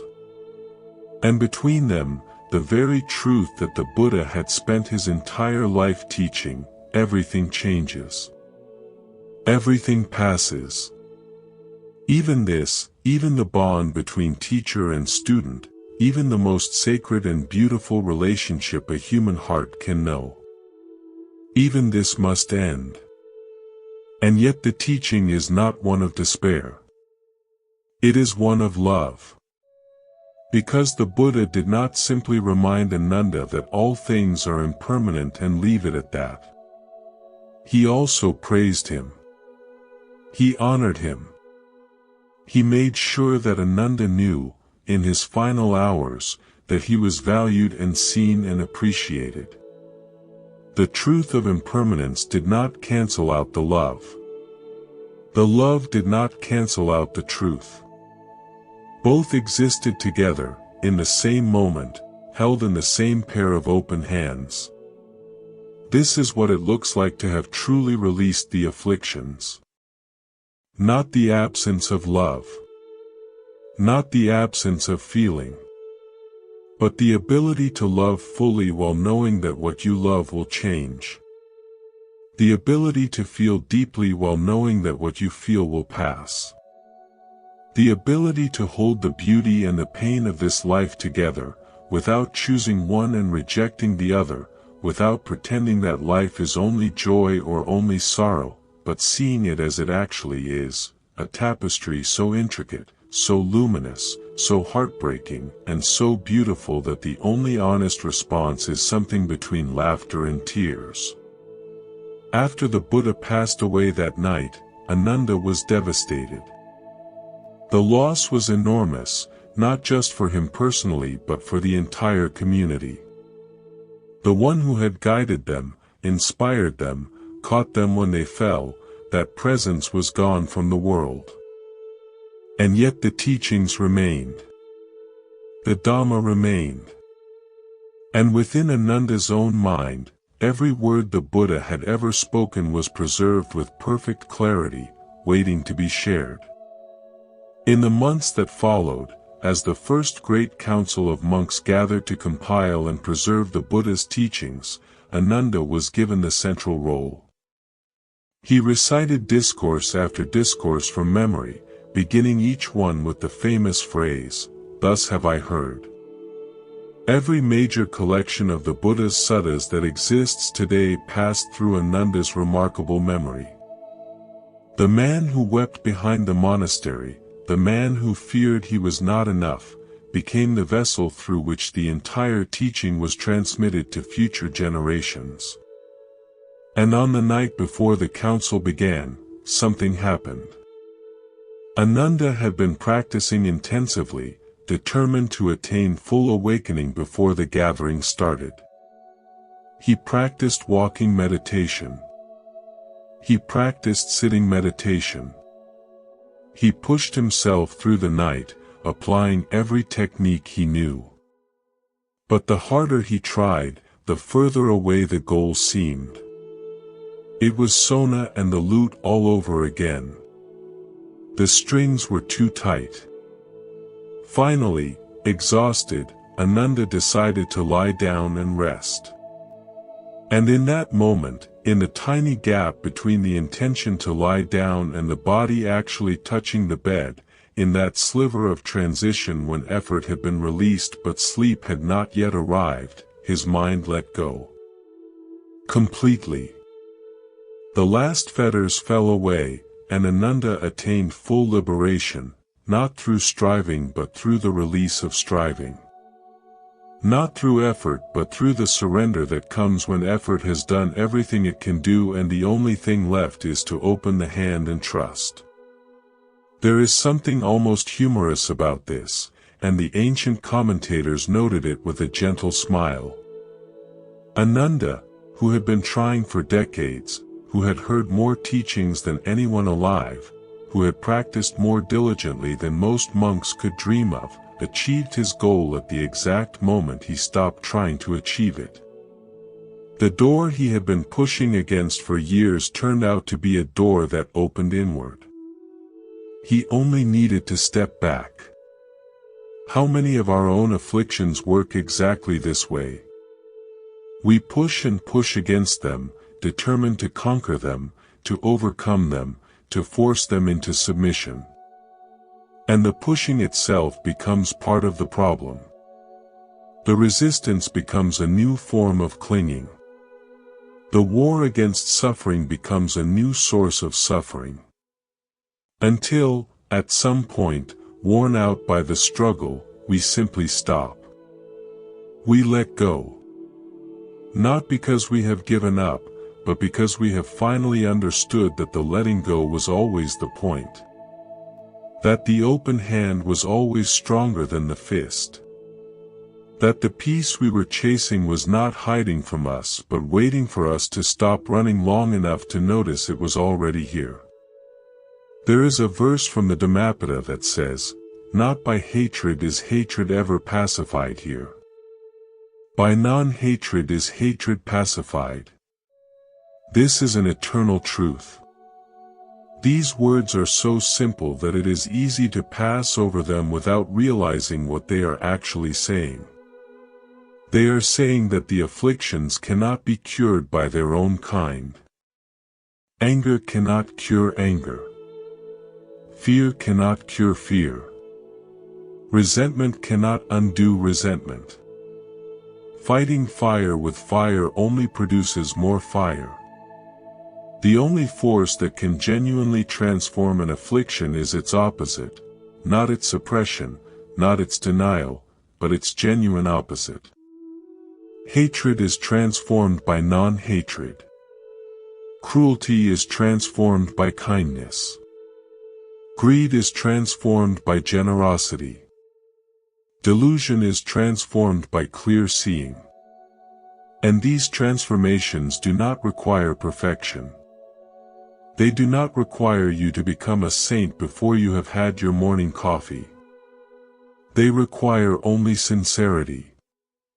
Only the genuine wish, however faint, however tentative, to move in the direction of freedom rather than bondage.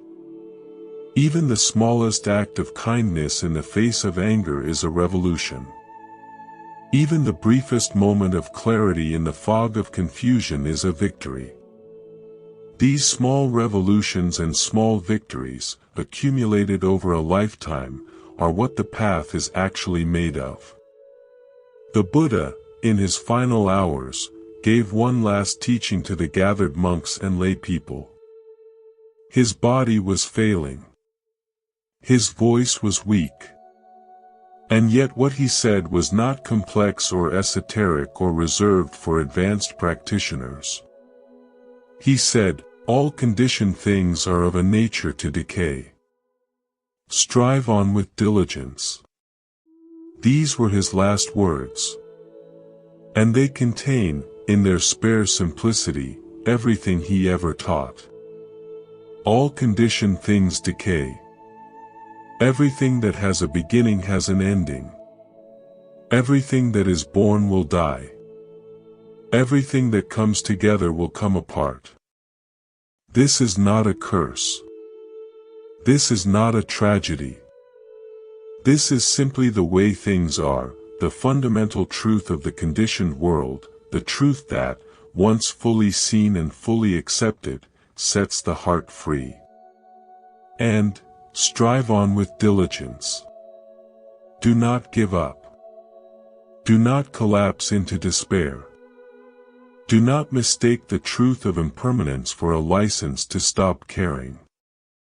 Care deeply. Engage fully. Love fiercely. And do all of this with the clear understanding that nothing you love will last forever, and that this very impermanence is what makes every moment so achingly, unbearably precious. This is the paradox at the heart of the Buddha's teaching. The deepest peace comes not from turning away from the world but from turning toward it with eyes wide open. Not from escaping the pain of impermanence but from embracing it so fully that it transforms from a source of grief into a source of wonder. Because when you truly know, in your bones and not just in your head, that this moment will never come again, that this breath is unique in all of history, that the person sitting across from you is a temporary miracle who will one day be gone, then something shifts. The pettiness falls away. The complaints lose their urgency. The afflictions, those heavy, persistent, seemingly permanent burdens, reveal themselves to be as insubstantial as morning mist, and you wonder how they ever managed to convince you they were walls. There was a monk named Subhata who came to the Buddha on the very night of his passing, the last person to seek a teaching from the awakened one while he still breathed. The other monks tried to turn Subhata away, not wanting to disturb the dying teacher. But the Buddha, hearing the commotion, called out and said, "Let him come. He seeks the Dhamma sincerely." And so Subhata sat with the Buddha in those final hours and asked his questions. And the Buddha, with the last of his strength, answered them with the same patience and clarity he had shown to thousands of seekers over 45 years of teaching. He did not rush. He did not cut corners. He gave Subhata his full attention, his full presence, as if this one conversation was the most important thing in the world. Because in that moment, for Subhata, it was. Subhata attained liberation that night. The last student of the Buddha, taught in the final hours, on the cusp of the teacher's passing. And there is something unbearably beautiful about this image, a dying man using his last breath to set someone free. A candle flame, in its final flicker, lighting one more candle before going out. The flame goes out. But the light continues. This is the nature of the Dhamma. It does not depend on the survival of any single person, any single teacher, any single tradition. It lives wherever a mind turns toward truth. It breathes wherever a heart opens. It grows wherever someone, anyone, in any corner of the world, makes the quiet decision to stop adding to their own suffering and begins, however clumsily, however imperfectly, to learn the art of letting go. And this art, let it be said one more time, is not the art of losing. It is not the art of giving up. It is not the art of caring less. It is the art of caring so much, so deeply, so completely, that you refuse to waste another moment of this short and precious life carrying burdens that were never yours, feeding fires that only burn you, telling stories that keep you trapped in a past that is already gone or a future that may never arrive. Right now, in this moment, the present is here. It is the only place it has ever been. And in this present, whatever you are feeling, whether it is heaviness or lightness, sadness or quiet contentment, confusion or clarity, all of it is welcome. All of it belongs. All of it is part of the vast, constantly changing landscape of being alive. And none of it, not a single feeling, not a single thought, not a single affliction, no matter how old or how deep or how persistent, is permanent. The river flows. The clouds move. The seasons turn. And you, in the midst of all this movement, have the extraordinary opportunity to sit on the bank and watch with a heart that is open and a mind that is clear and a spirit that, despite everything, despite all the bruises and the scars and the nights that felt endless, is still here. Still breathing. Still capable of wonder. The Buddha once told a group of monks that a single moment of clearly seeing the arising and passing away of phenomena is worth more than 100 years of life lived without that seeing. One moment. One clear, honest, unflinching look at the way things actually are. That is enough. That is the crack through which the light enters. That is the first breath of fresh air after years in a closed room. You do not need to see the whole path to take the next step. You do not need to understand the entire ocean to appreciate the wave at your feet. You do not need to resolve every affliction tonight to feel the relief of setting down just one. Just one. The smallest one. The one you have been carrying so long you forgot it was there. Set it down. Feel the difference. Notice how the shoulders drop just slightly, how the breath comes just a little easier, how the chest opens just enough for something new to enter. And tomorrow, maybe set down one more. And the day after, one more.